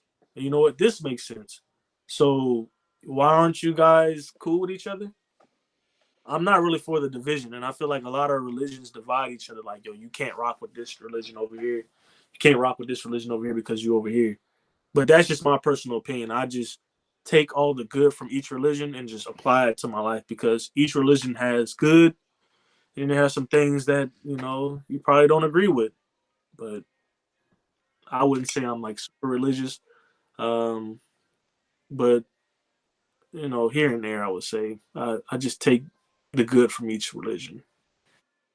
Okay, I got you. I would consider myself a religious man within the Christianity base, because it just made sense to me, and a lot of other religious groups or whatever. They all talking about a form of God, and then some people multiple gods, but they're not talking about the number one God. So that's never really mentioned, personally, or it's like a reference of it, or they look at Jesus as more of a God than God himself. So it's like a lot of little stuff going on, but I'm not saying who's right or who's wrong, but it Yeah, just so happened that Christianity just clicked to me, you know what I mean? Even though some of the commandments and everything may be a little okay, all right, I see you, but I'm just a man that's just trying to build a better relationship with the man upstairs. That's all I can say to the best of my ability. And I know I I'm feel that. young, but you know what I mean? I'm trying to get there slowly but surely. I'm questioning stuff, I'm doing whatever, but I don't want to come to the conclusion that, okay, yeah, I'm just spiritual. You know what I mean? I'm spiritual with the rocks and angels and this and that and the third and this necklace and nah. Now They I just feel with the like that. man upstairs, bro. That's just all I'm Yeah, I on. feel that too, man. I'm the same way, man. I believe in God. You know what I mean? I believe there is a God. Just like you, I would say coming up, it was more so Christianity, but then I started looking into like other things like uh, Islam and all that type of stuff. And in some way, Islam and they have some parts that make sense, and some parts Christianity that I just can't let go of. So it's like at this point, I'm just like, okay, I'm just gonna take the good parts of this and apply it to my life. Take the good parts of this and then apply it to my life. Uh, but yeah, I believe more so if I had to say anything at this point, I'm probably more Christianity. But I definitely do listen when other religions talk because there are some gems in other religions. I do agree with you when you say like multiple gods or they worship something else. That's a little bit too far for me, but they do have some things that I can apply to my life. I'm like, okay, well, this could make me a better man going forward if I apply this, or if I apply that, this may help me in this regard. But Exactly. it's along those lines. Some people out here they'll use the Muslim traditions. I don't know if this is true or false, but no Muslim people come at me whatsoever. But I'm just saying, like they have this thing they have going on with the multiple wives and stuff. So a lot of guys that's attracted to the love of money, which they say is the root of all evil. You feel me? And they're attracted to a lot of females in rotation, the act of lust. You know what I mean? And they combine it together and go to the Muslim little traditional setup and think they're gonna have the best of both worlds, marry all those females, keep the girls in rotation, and get them cooperate and treat them as what they will say Andrew Tate. You know what I mean? I don't want to quote them or anything. Treat them girls like property. You dig? But yeah, they had that going on. You dig? Yeah, I don't. I wouldn't partake in that for sure. And I did a lot of reading too. I'm really big on Black history, so I read books like the Nation of Islam and all that stuff. And again, I don't just necessarily say that I'm that. It's just there's some parts of that I can agree with. Like, okay, yeah, I can agree with that. Like how a black man should carry themselves and stuff like that. But as far as like the multiple wives thing, no, I'm not really on that. And again, I'm still more so Christianity than anything. It's just I just take the good from other religions when I hear, or if I have a friend, I'd be like, yo, if I'm around them and they talk about it, I may ask them more about it, like, okay, well, why? And then they may tell me the whys, and I'm like, okay, that makes sense. And I just, if it's something that I can relate to my life, I take it and I move forward. Okay, I feel it. Before we wrap everything up, you know what I mean? Like, we gotta get into this because your YouTube channel, you also talk about relationship goals, etc. But they want to hear your perspective on that too as well, so they can get attracted to your channel too. So just in case y'all want to get attracted to the channel, you know what I mean? He gonna provide you with some advice over there too as well at Veto in the house. You did. So, anyways, the first question I would like to ask you, man, like, well, you see yourself with multiple females in the future, like in rotation or relationship wise, or do you see yourself just with one female, house and kids, you know what I mean, the picket fence, etc. One, bro. One. And I'm gonna keep it real with you, man. Now that I'm a lot older, and I wasn't even on that type of time when I was younger. Uh, Now that I'm a little bit more wiser, you gotta understand that when people look at multiple wives, they're looking at it from a lust standpoint. Like that's just what it is. It's a lust standpoint. It's always I got two options or three options from a woman, and it's just a selfish standpoint. It's just like, oh yeah, I can choose between the three. In reality, that it won't work. Somebody's gonna feel some type of way. I understand if it's dealing with religion. We are humans. We are selfish to a degree. Like if it won't work having multiple people. Like eventually, it's not going to work. Too many people with too many different perspectives, too many emotions, too many feelings. It's going to backfire, and it's not even worth your time. It's not even worth the headache. To be real with you, Yeah. So my thing is, you'll prefer just one wife and kids, yeah, man, picket fence. Okay. absolutely, absolutely. I've had the pleasure of being around some women who, or being around a woman that I'm like, yo, I would definitely marry you. Like I'm good in this situation right here with you, and I'll go do my thing with you. So yeah, I know for a fact that I could just settle down with one woman and just go do my thing. It's just the dog in us sometimes when we younger that we feel like, yo, I could get multiple. Like this girl may be on me, this girl may be on me. I want both of them, but man, it's too much work. It's too much work. And I maybe sound like an old head when I say this, and there may be some young cats watching this, but bro, no woman, unless I don't think I know any woman who's 100% cool with being the second option or the third option. So for you to find somebody who's cool with that is rare, and it's not gonna last long. But if you doing it without their consent and they find out, bro, you're gonna be sick when they find out, bro. Facts. You're gonna be like, yeah, man, I can get another one, bro. It's not as easy as it sounds like, yo, I can just get another girl. No, bro. If you find a girl that you rock with, and this is me being 110% real with you, if you find a girl you rock with and you know you rock with her tough, just keep it G and be faithful, bro. Just stick with her because I'm telling you now, Kids, you mess with a girl, I'm gonna just say this: if you love a girl, and I know sometimes, man, we be thinking with with our other body parts. I ain't gonna get too X-rated, but we be thinking with our other body parts, and that's just in the moment. You don't really want to be with this person that you finna go mess around with. You really love this person over here. Just don't even do it, because if this girl, if your girlfriend told you go be with that other girl, she doesn't want you no more, you're gonna be sick.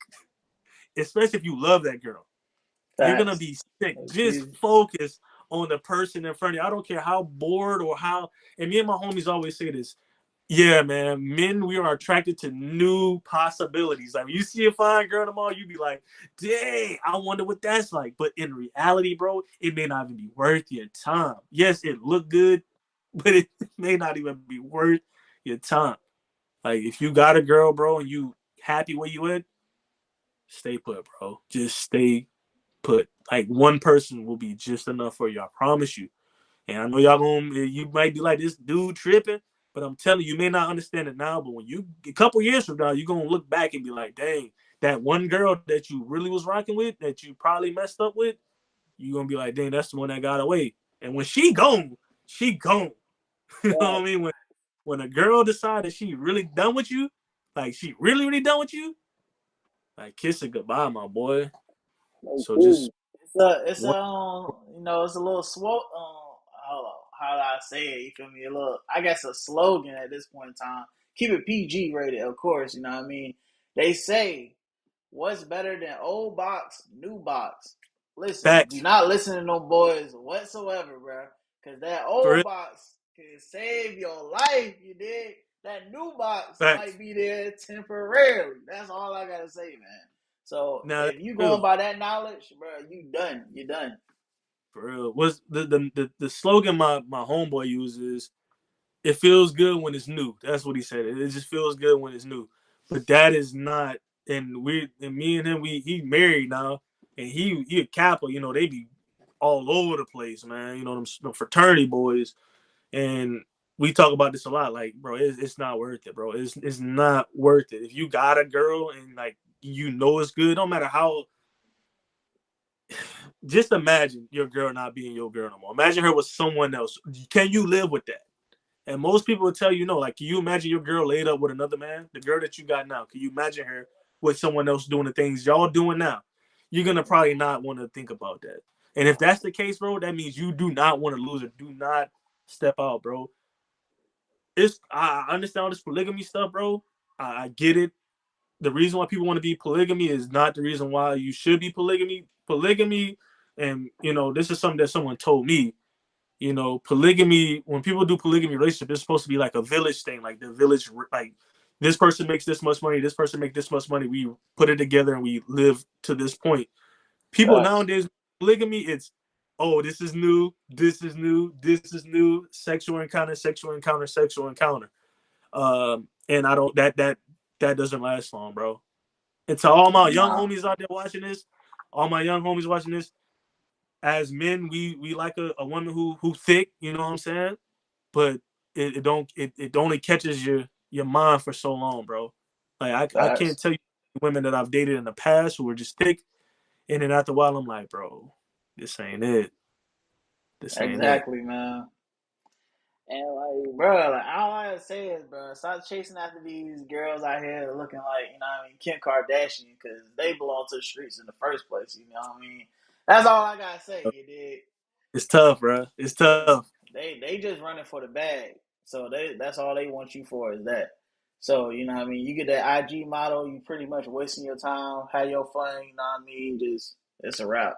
But you trying to wife her up? Nah, yeah, that's dead. Yeah, Um, what this rapper Slim Thug said this, and it made so much sense. He was like, he said these women with big butts come with big bills. Like, you want facts. with a big butt, she gonna come with a big bill, man. And I'm gonna keep it 110% real with you. Nowadays, people are a part of the city girl lifestyle where they just feel like a man should just pay for me, pay for me, pay for me. You should do for me, Facts. do for me, using you. I'm here to tell you, man, it's women out there who won't even ask for that. They'll be good to you, and they'll be attractive. They'll be good to you. Like, if that's the case, if you find a woman who's fine, who you think is fine, she's good to you. She don't be asking you to bend over backwards to do things for her. Like, bro, just duck off, bro. Duck off and do your thing over here. You don't need all this out here, man. Like, it ain't. And to be real with you, it don't even be his worth. The rapping don't even be. The inside doesn't look as good as the rapping. I'm just gonna put it to you like that. Yeah, pretty much, man. I ain't gonna hold you. So, like, does a body count for a female matter, or is like, I don't know, you don't care? Or... Nah, I wouldn't. I don't think I would care. And the reason okay, so there has to be context to it. Because I don't really care about a woman. Like, I may ask you about your previous relationship to see what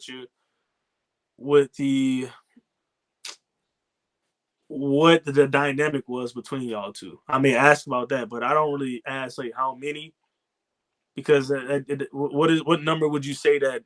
What number could she say that you wouldn't want to mess with? 100, maybe. I guess it's the Of course. context. Yeah, like it's the context. Like, so what did she say? What did she say? Like, I had sex with 10 people, which is a low number these days. 10 or 5, right? Let's say 5. Let's say she said 5, but or let's say she said 3. We'll say 3. What if she All say right. I only had sex with 3 people, but it was a train?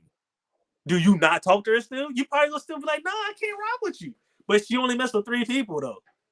You see what I'm saying? It's context to that. Yeah. Yeah, context and everything. Yeah, you're right. You're right. Because she said it like that, bro. That's going to be a turn off for me. No kidding. I ain't Facts. going to Cause lie to you. about it. Because I She think come to you you on and she be another like, type of time. You feel me? You on that red time. You dig? yeah, but you, let's say you ask her, you be like, yo, how many men have you been with? And she say, oh yeah, 2. You're like, oh, 2, that's a good number. And you're like, but it was at the same time. Now your perception of her has completely changed. You're like, whoa, dang.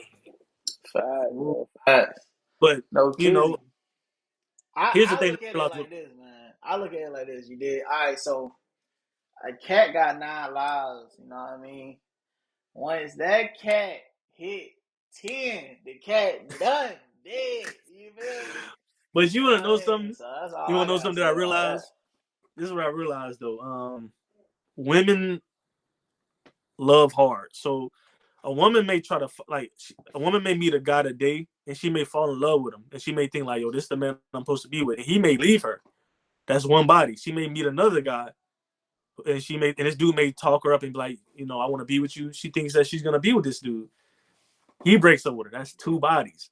So there is some. It has to be some type of context. If a woman has like 9 bodies, right, and I'm the 10th one, and then she tells me like, yo, like I've given myself to men who I thought were gonna be my husband just for them to dip. And we know men, we know dudes who do that. We know dudes who just go from one chick to another chick. They'll get it from the Facts. girl and then dip. So it has to be some type of context put in place, because sometimes some women just really like, the girl might be the girl of your dreams. She might be the woman you want to marry, but she may have not been the dudes before girl of their dreams. They may have just was like, yo, I'm gonna use her and get the cat and dip. So it has to be some type of context. If she's just out here just giving the box away, then that's another story. If she just out here like, yo, I just be out here. Yeah, And nah, that's that. I immediately go to that conclusion. You know what I mean? You out here like 30, 50, 60, 80 plus. You know what I mean? Like some girls out here on the fans, you did. They out here got 40, 100, 500 deep. You know what I mean? So that's the schedule. That's daily. Mm-hmm. So yeah, man. Do it? Does it matter? It has to be some type of context. Like if she just out here like, I didn't really care, like, oh yeah, I wasn't really caring, I was just having sex. That's dangerous. If she was just like, yo, I was in a relationship and then it didn't work out, and then I got with somebody else and we were in a relationship and it didn't work out, and then that may have happened, because I know some girls who were like genuinely good girls who dudes just ran like, just like was like, oh, I'm about to take advantage of this situation. And then when I met them or started talking to them, they were actually really great girlfriends, like real great. Like, make sure you ate, you can come over here, like, I'm gonna make sure you good. Nothing wrong with them. Just dudes just was like, yo, I got other things to do. Like, yeah, I did this to get to this point. And men, we are the ultimate uh predators. You know what I mean? I don't mean that in the sense of like predators, like the Yeah, like yeah, men are very territorial, basically. yeah, like Yeah, we set our mind to something, we're gonna do that. And most men at a certain age, their goal is just like, yo, I'm just gonna knock off as many women as I can. And they don't, right. we don't care how we get to it. It could be through a relationship. We can be like, oh yeah, I love you, we're gonna marry you, get it, and then dip. So Facts. it has to be some type of context. If you say 10, I'm gonna need to know why 10. Like, okay, is there some type of context to it? Because I've met women. I didn't date women. I've met women who were just like, yo, I didn't really care. I was just having sex. Yeah, that's an issue. Yeah, You facts. know, 'Cause, men can spread they see, long and wide, you know what I mean? But females, they have to, be a little hesitant because, they have to go through the whole little 9 months process. So they can't be like guys, you know what I mean, sexually wise, being out here fruitful and multiplying and everything. Um, so let's just take context out of it. Like just the number in general doesn't matter. um, I seen this video back in like 2017, and somebody said, "What is? How much is too many?" And they said the answer is in the question, two. So anything more than two to anybody is gonna be too much for like when we think about women, like damn, two. It should be only one. I should be the number two. But I wouldn't I can't say I can't say. What if you meet a woman, right? And this is a question for you. What if you meet a woman and she everything you wanted. Like she fine, like personality. She cook for you. She makes sure you straight. She checks on you, like give you your space when you need it. And I mean, she bad, bad. And then like she's all about you. Do you say, "Oh, I can't fuck with," or "Damn, I ain't mean to cuss"? You say, "I can't rock with you no more," because you have a certain amount of bodies, or do you continue forward? Like it's hard to find a woman these days that rock with you. It's hard to find a woman that's fine, that's all about you, who ain't about to cheat on you, who makes sure you good, don't be asking you to buy her all XYZ and you just shelling out all this energy and all this money and she does absolutely nothing. It's hard to find that. So if you find a woman who's all of that and then on top of that she's fine, she's attractive, she listens to you, do you say, yo, you've had sex with too many people? I can't ride with you no more, and I got to go find someone else who probably got a lower body count that may require too much of me, may require me to give, and they give absolutely nothing? Or do you say like, yo, I'm cool with that? Like I would have to say it's it's hard, bro. I would probably still talk to her. I probably still would. I probably still would, and that's I just got because um I've dated some women. Like I've dated some women who are like super like IG model bad, and I realized what it takes to date some of them is just like no, no, yeah, facts, you don't facts. do that. Yeah, I feel it. Yeah, to answer that question, bro, it just depends on the number for me. Like, if she got all that stuff going on, you know what I mean? She got 100 plus bodies, you know what I mean? It Yeah, 100 sounds is like she about to have some bad habits, bro. Like freaking sin. yeah. Like it's So gonna add up sooner or later, like a year. what's the number for you? 100? Yeah, that's tough. I don't think everybody like 100. You was Nah, really I'm gonna have to go with 9. To be honest with you, I feel like that's a decent amount. 9, 10, something like that. That's a decent amount. That seems like realistic. Like keep it 1,000. We living in modern day 2022. You know what I mean? But nowadays, if a girl have like 10 bodies, the girl over here giving her a pet talk like, "Oh, you not ugly. You know what I mean? You gonna get there. Woo, you know what I mean?" And she out here got about 50 something plus, and she a boss babe. You know what I mean? So yeah, if you have 10, like kudos to you. Like having 10 nowadays is like having one body. I don't I'm know. gonna You keep know it what I mean? real That's with just you. how it is. A lot of women won't even tell you the truth, man. So No I cap. don't Keep think it I don't 1,000. They not. think You you feel will. me? I don't think They you will find out. I don't think you really truly know. Like they could tell you five, and it could be 15. yeah, And they say multiply that by 2 or multiply that by 3, and that's the real number. That's what they yeah, to say. be real, you would probably it's no way. Because I remember this one girl who told me a number, and then and then she told me each encounter, and then one day she slipped up and said a new encounter. I was like, "You told me this," and she's like, "Oh, well, yeah, this person too." I'm like, "Oh, okay." So is at this point, bro, is really no way because That's you one could of be the them questions, bro. You should never ask your girl, bro. Like, if you dumb, ask your girl that. That would be an argument, yeah. like That's a immediately. Like, question. don't do I that. don't I don't never ask how many. I've never. I probably when I was younger, I may have asked like younger, but now I don't ask. I always ask about the previous relationship only because of dynamics. If you were with a dude who you always argue get into fights with, you're probably gonna come in here with that type of mentality, and I'm not with that. So I need to know that up front. But I do not ask. Like that's one of those things that you probably don't want to know because it Nah, leads to, like we just said. Like what if she say three, but then she say, oh yeah, but it was because of a train or something like that. You're gonna be like, you don't really want to know that. So just exactly. You're not gonna advice really want to to know 10, 11, 12. You're not gonna want to know any of that. You know what I mean? yeah, you Nah. don't want to know, man. You just leave that alone. Leave it alone. You don't. You Ah, really don't. man. No kids, You you really. dig? So, like, when it comes to a relationship, you know what I mean? We talking about high value man. Let's say like this man has money. He's like successful. He's not rich like no Jay-Z or Nicki Minaj or anything like that. But he's a pretty successful guy, you know what I mean? He's an entrepreneur doing his thing. He's I don't know, maybe making around 6, 7 figures, you know what I mean? Um who are you gonna consider the prize in the relationship? The man or the female? And this female, by the way, doesn't have anything, according to like what he has. All she has is like a social media presence. She like a influencer. That's about it for the most part. They know her, she sell little products on the side or something like that. In the past she was like talking to, some guys or whatever, and she just happened to build up a social media for herself. That's it. The guy. I'm gonna go with the guy. And the thing is, one thing that I realize nowadays, that's what most women do now. It's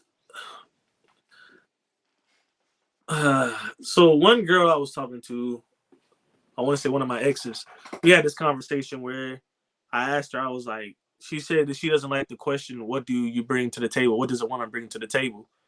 And I told her, I was like, yo, that's important to know what a woman brings to the table because here's the thing, like you have to bring something. You just can't come with an Instagram following and, you know, the cootie cat. You can't come with just that and think that it evens out.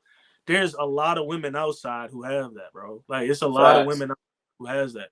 If I'm out here successful, like I'm not making millions, but I'm making six figures, that's Yeah. successful. Consider successful. If I'm doing this and you have absolutely nothing, you have to bring an asset to the table that's not social media or a box. You know what I'm saying? You have No to bring some. cap. And nowadays, that's what the women these days, a lot of them, they don't have any of that. They have a social media following, and they have nothing else to show for it. So, and they want somebody who, like a man who's successful. So, for example, when your channel start to take off and you start reaching that successful level, it's gonna be a girl that come around and be like, "What's up?" And you're gonna be like, "She fine," and she may not have nothing to give you but sex, right? And Facts. she think that that is perfectly a fair trade. You doing all this for her, flying her out, buying her stuff. That's a perfectly good trade, and she's only gonna give you sex. Yeah, that's wild for me, bro. That's just unbelievable. Because nowadays society, bro, a lot of females tend to have these three traits, bro. They want the they, they want to be all right. So let me say this simply. All right, so they want the woman privileges of being a woman. All right, they want the man privileges of being a man, and they want the accountability of a child. So that is the triple threat of That's a what lot of it is. females in the society, bro. I ain't gonna count, keep it 1,000, you dig?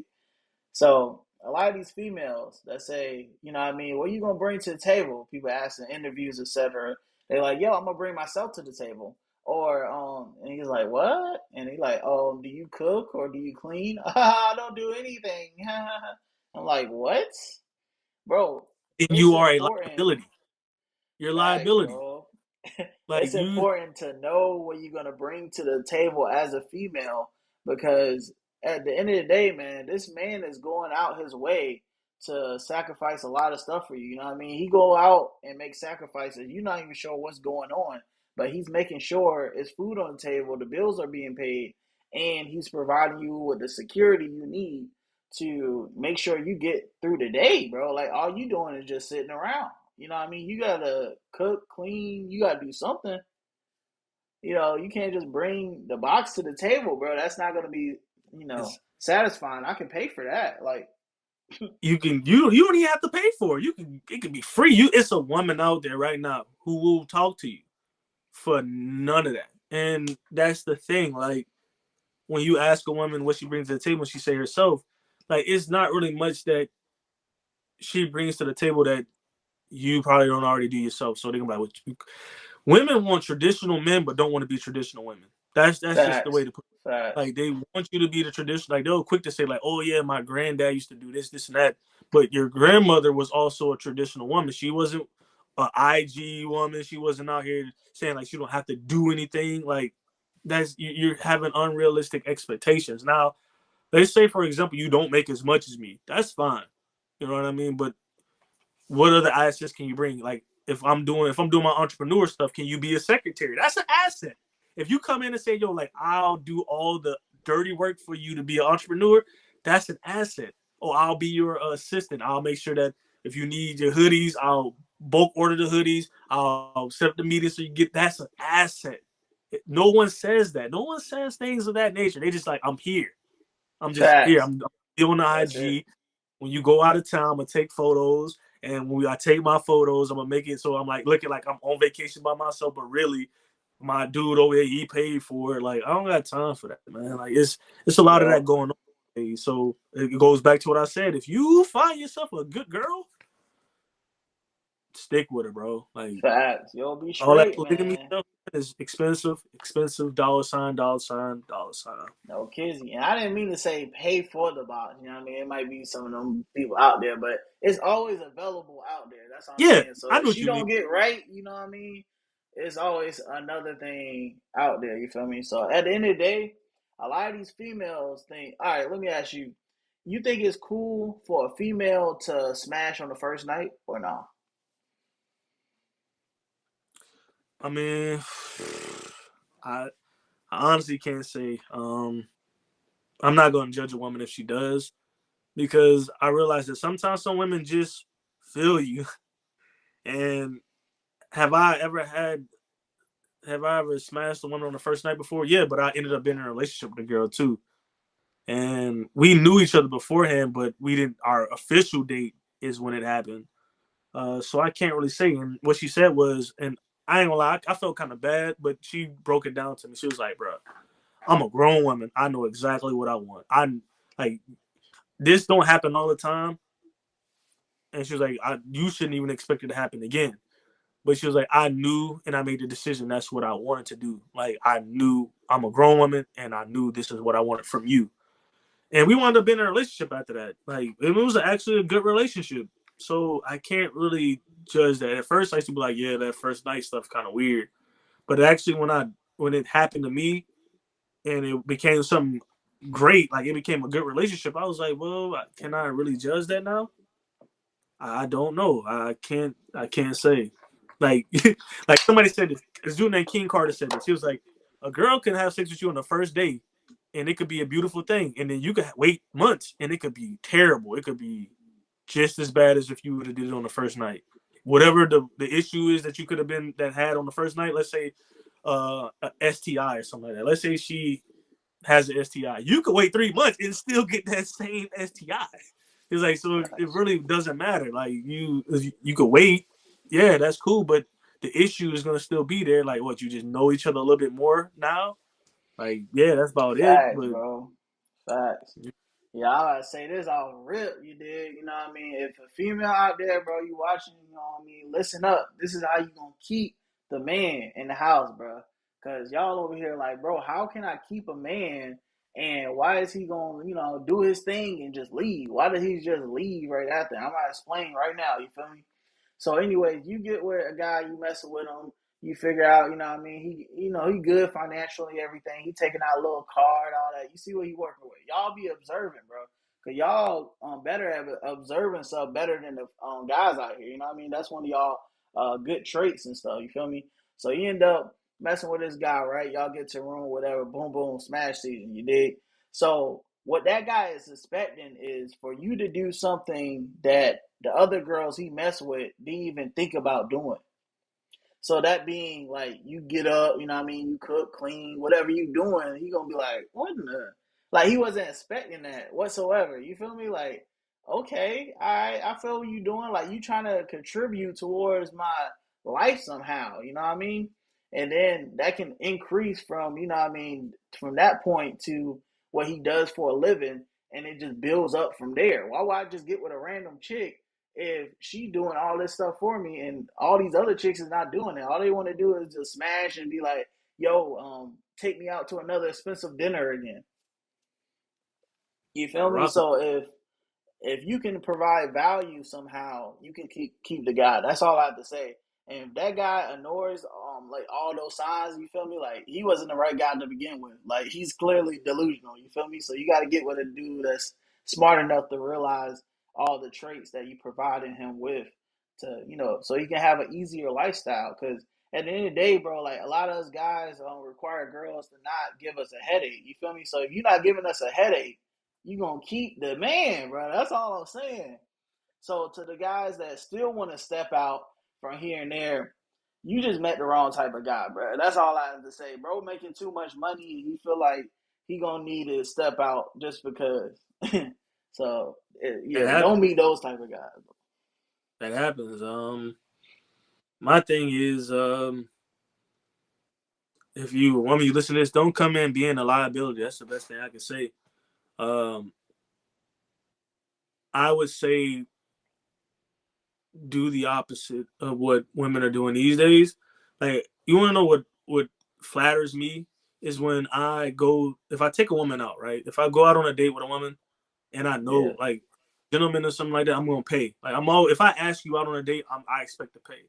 But if a woman flip the script and say, no, it's me, I'm paying, you be like, hold up. So you're not just here just to get a free meal. You're not here to just coattail ride. You showing me that there's a little bit more to this than just me doing things for you. Because a lot of people these days, they looking for you to do things for them or you to pay for this or take them out to eat. When a woman, when a woman spends resources on you, that lets you know that it's beyond you giving her resources. And that's the big thing. Women these days sort of look for resources. Like, what resources does this man have? Does he have resources for me to meet new people, to put me in a better position? Does he have resources to take me on trips? Do you have resources to buy me things? Resources, resources, resources, resources.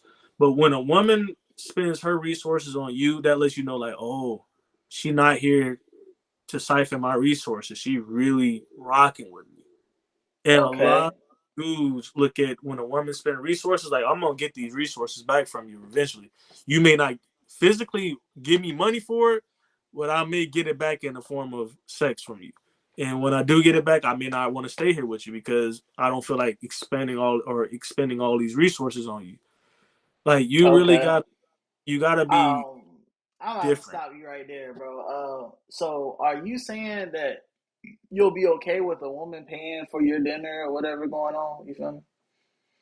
Well, to be completely honest with you, I never really go into a date thinking that a woman's gonna pay for me. Like, if anything, this is what this one girl said. We'll just go Dutch, and I didn't know what go Dutch mean until a woman told me this. I was like, "Look, you ain't gotta." She was like, "I want you to know that I'm not here to take your money. I want you to know that I'm serious about talking to you. We can go Dutch." And I was like, "You're not gonna pay for me. I'll just, if that's the case, I'll pay for myself." She was like, "Yeah, go Dutch." And I was like, "What is go Dutch?" And she was like, "You pay for you, excuse me, you pay for you and I pay for me." And I'm like, all right. But once I get into a relationship, has women paid for my dinner before or took me out? Yeah. When you're in a relationship, yeah, your girl should take you out. Like, Yeah, in It's a an relationship, but we yeah talking about like in a dating setting, like you just in meeting a this dating. girl and Yeah, a woman has taken me out before on a dating setting, but it was like this. It was like I paid for the first date, and then she was like, "Well, since you paid for the first date, I'm paying for the second date." So it's more so like I want you to know that I'm not just making you pay for everything. Like, yeah, I want to go enjoy these things, but I don't want you to be the one always fronting it because now it seems like I'm just using you for the time being, or using you for a meal, or using you because I'm bored. It was like, okay, yeah, you pay for this first one. I want to let you know that I can carry my own weight too. I got the next one, and it's like, oh, okay, okay, okay. you can do that. But yeah, Yeah, a the woman. second date is beyond, but the first date, bro, Oh yeah, nah, the a guy woman's not. has to pay for the date. I Yeah, a don't woman. care what you say, bro. He Right. has to pay for the date because like she gonna see what he working with, and she have to get that alpha energy. You know what I mean? She gotta see that you know what's going on, and you got it going on. You dig? So that's all I say, bro. Y'all niggas need to go ahead and pay for the dinner, bro. Like no cap. I don't care, Yeah, bro. Like it's an expensive dinner, whatever it is. I don't care what it is, bro. nah, Go ahead and yeah. pay for the dinner. If you got like At a first, black card or something, make sure because she the kind of first see you paying it with the black card, bro. Like, that's all I'm gonna say. But think about this: the first time when you go out on a date with a woman, it's normally the man who asks. Like a woman doesn't come and be like, "Take me out on a date." You be like, "Hey, can I take you out?" The rule of thumb is was supposed to be the rule of thumb is, and women told me this too, and I know a lot of women who abide by this. Whoever asks is the one who has to pay. That's what women told me. They're like, whoever asks is the one who has to pay. And 10 times out of 10, as a man, you're gonna ask a girl out first to go out. Like you're gonna be like, yo, so if you're not Yeah, doing anything, go get something to eat. If that's the case, you and that's the first date, you have to pay. Like I will not let no a girl pay for my first date. If I invite you out, I'm paying for it. I expect to pay for it. You know what I mean? That's just what it is. But yeah, the second date, facts. they at that point, if they really like you, they'll probably tell you like, no, you're not. I have women like damn near fight me like, bro, you're not finna pay for the second date. Like, all right, it is Exactly, what it is. bro. But It's double standards at the end of the day. That's just about everything. You feel me? Because at the end of the day, like if it's a female and a female, it doesn't matter who paying it. You know what I mean? It is what it is. But it's a guy and a female. You feel me? Like make sure you paying it, bro, because she gonna be turned off. Like I ain't gonna count if she paying oh for yeah, stuff. Like yeah. If you don't pay for that first date, yeah, that's a wrap. I mean, there's some women who facts. don't. There's probably some women who don't care about it, but for the most part, that's like man law 101. Like that's a man rule. Like pay for the first date because most of the time it's us who ask for the first date. So why would we ask a girl out and make her pay for it? Like, yo, come eat with me, and then you turn around and be like, you pay for it. Like that Facts. doesn't. And make sure you don't take this girl that you met, she bad, whatever. You don't really know her like that. Don't take her to this fancy restaurant, bro, that's really expensive. You know it's expensive. You know about this restaurant. Don't take her there.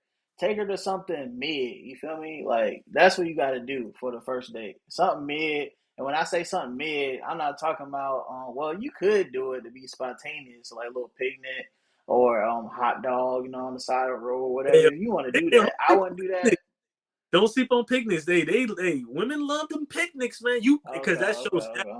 that shows effort, man. You can do like a little picnic and like do some art, like painting or something like that. Hey, look, hey, trust me, y'all. Listen, if you watch this, trust me, man.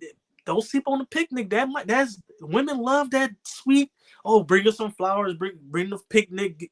Do a painting. Have some fruit. You might get lucky, bro. I'm just gonna keep it real. If you set the whole thing right for the picnic, you know what I mean, it's gonna be smooth. It's But gonna if be. it go a little weird, bro, you better have a backup plan. That's all I gotta say, bro. No cap. If it's like really windy or the condition not good, you know Yeah, what I mean. You gotta check the weather constantly. You need to go inside a building somewhere and make sure yeah. you're not gonna be broke by the time you get out of the building. That's all I gotta I say. agree with you. I agree with everything you just said. Don't go too hard on that first date. Keep it mid. Keep it mid. It is not super top tier because if you do top tier, you might spend $100 and the girl may not call you back. You know what I mean? You Mm-hmm. just wasted all your Facts. guap on a Facts. extravagant dinner and they don't call you back. Just let it be in the mid, like a nice little vibe, but not enough that if she doesn't call you back, you won't be hurting over it. You be like, all right, Facts. it is. And Because guys, we're sometimes, not talking about McDonald's. Chill out. yeah, It's nah, like chill I don't think out, you did. man. That's gonna be the last time you speak to her for sure. She Facts. not gonna say out to you. That's dead, man. OVA. Yeah, no kizzy, you dig? You know what I mean? Yeah. So like, dang, what about I say? You feel me? Yeah. So when it comes to like society and females nowadays, like what you think is the main source that got a lot of these girls tweaking out and doing what they doing nowadays, society 2022. You know what I mean? Like, what is the main cause, the main thing? Social media. That's the main. That's the thing. Trying to outdo each other. Women these days, they see like the city girls and stuff like that saying like, "Oh, this how they living." And the thing is, the women that most women follow don't even live the life that they're telling their followers to follow. Like bump these dudes, take them for what they worth and all that stuff. They got relationships and stuff like that, like healthy relationships. Like Megan Thee Stallion, for example, she in a relationship. She booed up, but she telling y'all don't, take a Yo, deep she's wherever saying they work. she's saying I don't cook, I don't clean, and you know what I mean, bro, out here recording her cleaning. So she Yeah, hypocrite, bro. Like, that mm, sounds good. It all crazy. sounds good. It's cool on the social media, but in real life, like the people who are telling y'all to live a certain life don't even live that life themselves. Like especially for women, and women, I hate to say this, but a lot of women follow their favorite celebrities, whether it's Summer Walker, the City Girls. They kind of fall in line to what their ideology is. And the thing is, they don't even live the life that they're singing about. They are in Facts. relationships. You know what I mean? They are Exactly. cooking for, they're being soft to a dude, but they're telling you to not do that. And women out here like, yeah, for sure. But social media, women get on social media, they see a photo or they see something, and they be like, well, I need to live like that. Whether it be them with a rich dude or on vacation or with bags or what have you, they think that that's the lifestyle they should be living. You see somebody on social media, and you're like, oh, I should be living that lifestyle too. And you talking about living a lifestyle like that, and you a regular person, ain't gonna work. Ain't gonna work. Facts. I feel it. I feel it. Yeah, in my opinion, I'm not gonna knock social media. I feel like they definitely affected the females, of course. But I feel like what really pushed them over the edge to the point I was just like, wow, that's crazy. Like I might mess around and get out of here because the Western girls is not it no more. You know what I mean? Is feminism. No cap, you know what I mean? They inspired these girls to be wilding out, like to the point, men, I mean, women want to act like men, you know what I mean? So that is weird. That throws it off for me. I ain't gonna cap, I ain't gonna hold you, you know what I mean? So they like to the point they want to be their own, boss babe entrepreneurs. And they want a guy to be making way more than them, and they already making it up there. So finding the guy they want to make, I mean, be with, you feel me, is gonna be incredibly difficult because he gonna have to make over more than her because girls don't want to date down, girls want to date up. So that's Right. just how it is for that. So a lot of the average guys are getting blown in the dust. You feel me? You don't even see them no more. They don't even exist to them. You know what I mean? And they expect to get this guy that's, making figures. It's up there, way past six. And expect them to be only loyal to this boss babe, quote unquote. You feel me? And they over here getting offended because he wanna, mess around with girls in rotation. He don't want to just settle down with her, and she thinks she gonna control him like she did the average guys, and she going through a whole nother world now because he's up there, but she not willing to go back down though to average because that's out of her territory now. She too big for that. Yeah, man, it's one of those things where I had to realize this. It's perfectly fine for a rich man to date a woman who don't have nothing, but a rich woman can't. Facts, So facts, it's crazy. It's a double standard with that because if a man dates a woman who has nothing, he's bossing her life up. He's doing this. But if a woman tries to date a man who has nothing, oh he's a bum. He living off his girl. It's a double standard to that because a woman can come into a relationship with absolutely nothing, and that's perfectly fine. But a man cannot come into a relationship with absolutely nothing. Like yeah. he's Women require a lot of guys to have a grocery list before they can even qualify. So, it's real. yeah, It's it's real. facts. It's just a double And that's not standard, man.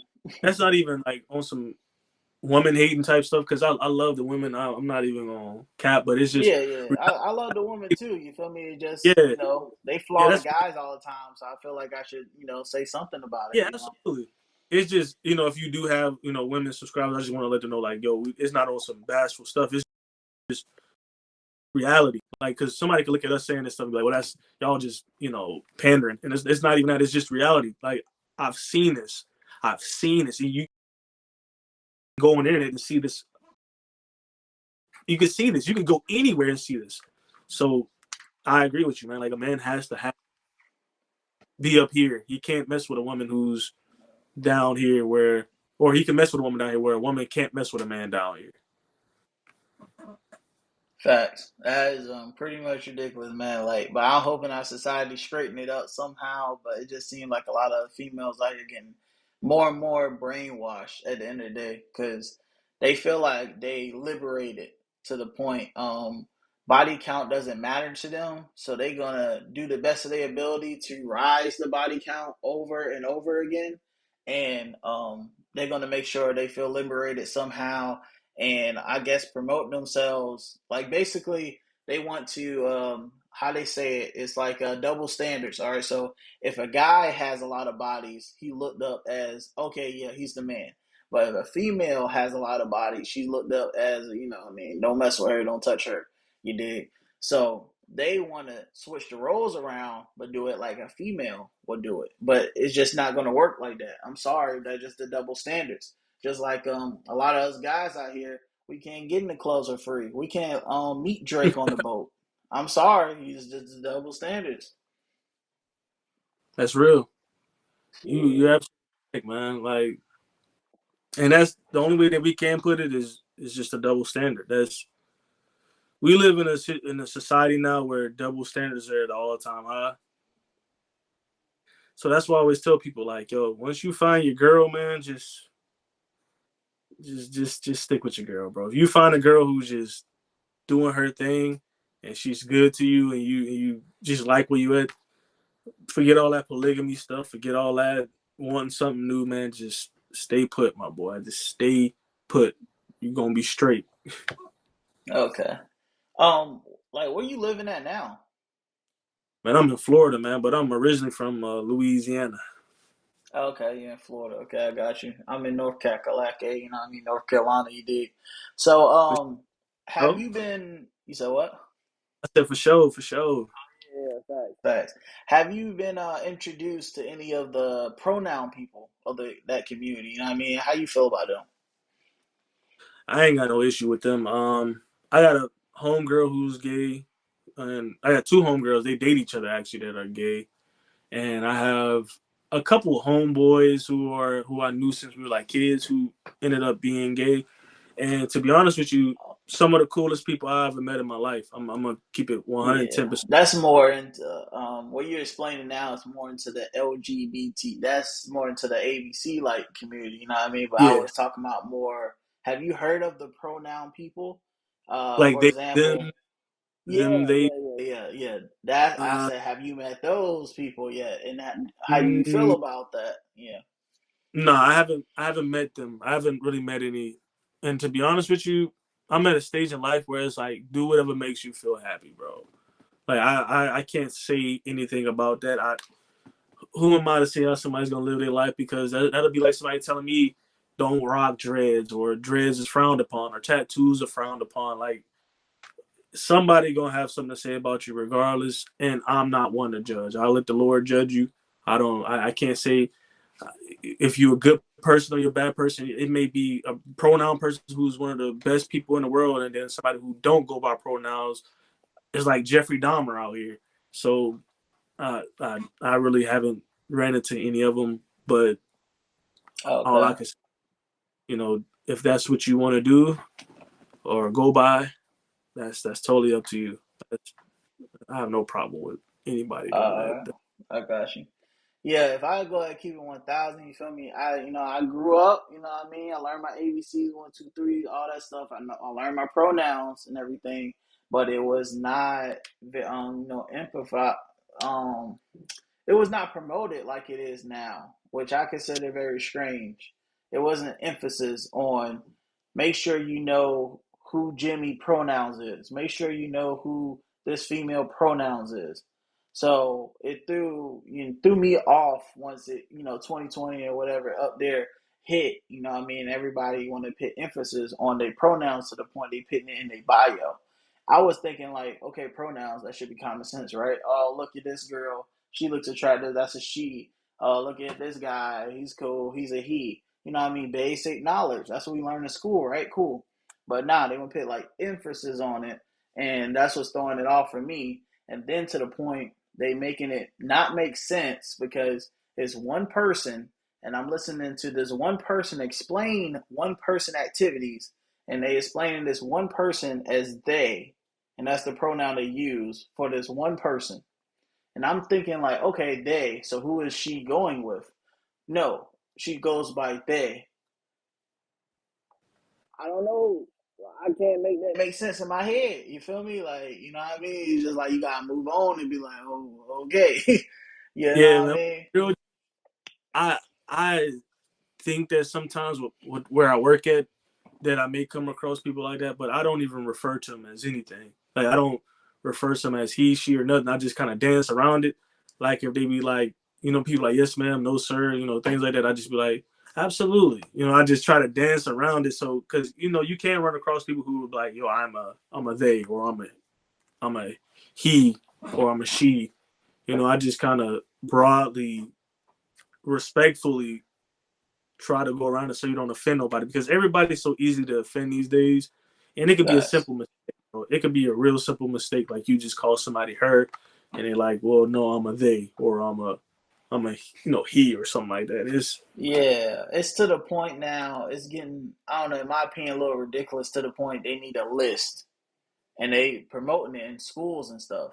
So you need to look at a list before you can identify this person now or this pronouns. What like when is it gonna get like to the point like this is ridiculous? And it's a lot of females that's more willing to accept it than a lot of the men out here. Because the men are looked at as more logical than females. So the females are more on the emotional perspective to the point they can notice everything spatial wise and everything what's going on with this person or this person activities. But logical wise, they just accepting to everything, which is crazy. I haven't seen one female be like, I don't think that makes sense. No, it was just like, oh, okay, I understand, huh? Yeah. Like, all right, come on, man, that didn't make any sense. All right, stop the count. So it's got to that point, man. I'm not even sure. All I know is in this world, bro, I can see so many of the distractions. It's like ridiculous. Like, who made up the whole purpose of adding emphasis to pronouns? Like, when did that just become like a very popular thing to the point it's offensive if you don't call this person a they, z, her, z, whatever? It's offensive. You know what I mean? yeah. It just Yeah, started. as It wild. probably within the last few years, actually. It's crazy. I definitely do agree with you. It is. It's kind of like walking on a landmine. You just never know. Exactly. It is crazy though, because like if I was introduced to you, and you say your pronouns was zer, hey, this, whatever, I would be like, oh, okay, that's understandable. But most likely, I probably won't communicate with you again because it doesn't make any sense, and I don't want to adapt to what you have going on because that doesn't quite make sense to me, and I know I'm gonna mess it up, bro. Like no cap. And the thing about it, I'll keep it real with you. You as a person are entitled to that. And the thing about it is some people don't think that you're entitled to feel that way. If you sit here and say, you know what, I respect what you got going on, but I don't really dwell in that. I'm going to just go do my own thing. People feel like you're a jerk because you are against it because you don't want to you yourself realize like, hey, that's just something that I know that I don't want to mess up. I'm gonna just go over here. You are perfectly entitled to that. You don't have to like people think that you're just supposed to conform to what they have going on in their world. And that's my thing. Like, I don't mind people doing their own thing. Like, do what you want to do. Call yourself whatever you want to call yourself. But do not try to force other people to be in the confinement of what you are going through in your life. Facts. Like, if someone says that's just not for me, that's just what it is. You cannot try to force somebody to say, oh, that's for me. Like, let them go do their own thing. Like, yeah, that's what you Exactly. go by. The only thing you could do is respect it. Be like, you know what, I respect that, and then just like, yo, Yeah, that yeah. ain't. I'm a At the end of the day, I'm just keeping 1,000. I'm gonna say how I feel about it. That doesn't quite make sense to me, but I'm not gonna go out my way to be like you dumb or you this and you that and just calling out names. I'm just gonna say that doesn't quite make sense to me. All right, cool. Boom, boom, boom, boom. You know what I mean? And then we just continue on. We just continue our lives. You know, lifestyle, whatever. You feel me? It's just Again, like adding criticism to someone's hair. I don't agree with having my hair look like it's freeform and it's doing wild stuff. I want a little more maintenance. But, you do your thing. I consider it to be a little interesting. And we're going to part our ways, do our thing, or we're going to get to know each other more. Is what and it I'm is. glad that because everybody has something like that that they are like that with. Even the them they pronouns people, they have something that they don't conform to. Like you can sit here and be like, yo, as you know, I don't really agree with it, but I respect it. I just don't want to be involved with that. I'm gonna go over here. It's something that they are like that with too. So, and if you told them that they should conform to it, they probably like, who are you to tell me to conform to it? So everybody has something that they say like, yo, I respect, but I just am not a part of that. And you Facts, have to, facts. like, people have to respect that. You can't get mad at Sage for saying like, yo, I don't want to rock with that. Like, I'm like, I don't get it. So I don't. You don't. It's not for you to get. You don't have to say like, yo, I don't get it, and they can't force you to go find out what it's about. Like, I don't get it, and I don't want to. Like, that's perfectly fine. Like, just my whole thing is I respect it. You know what I'm saying? Like, if you that's what you want to do with your life, do your thing. But you can't force me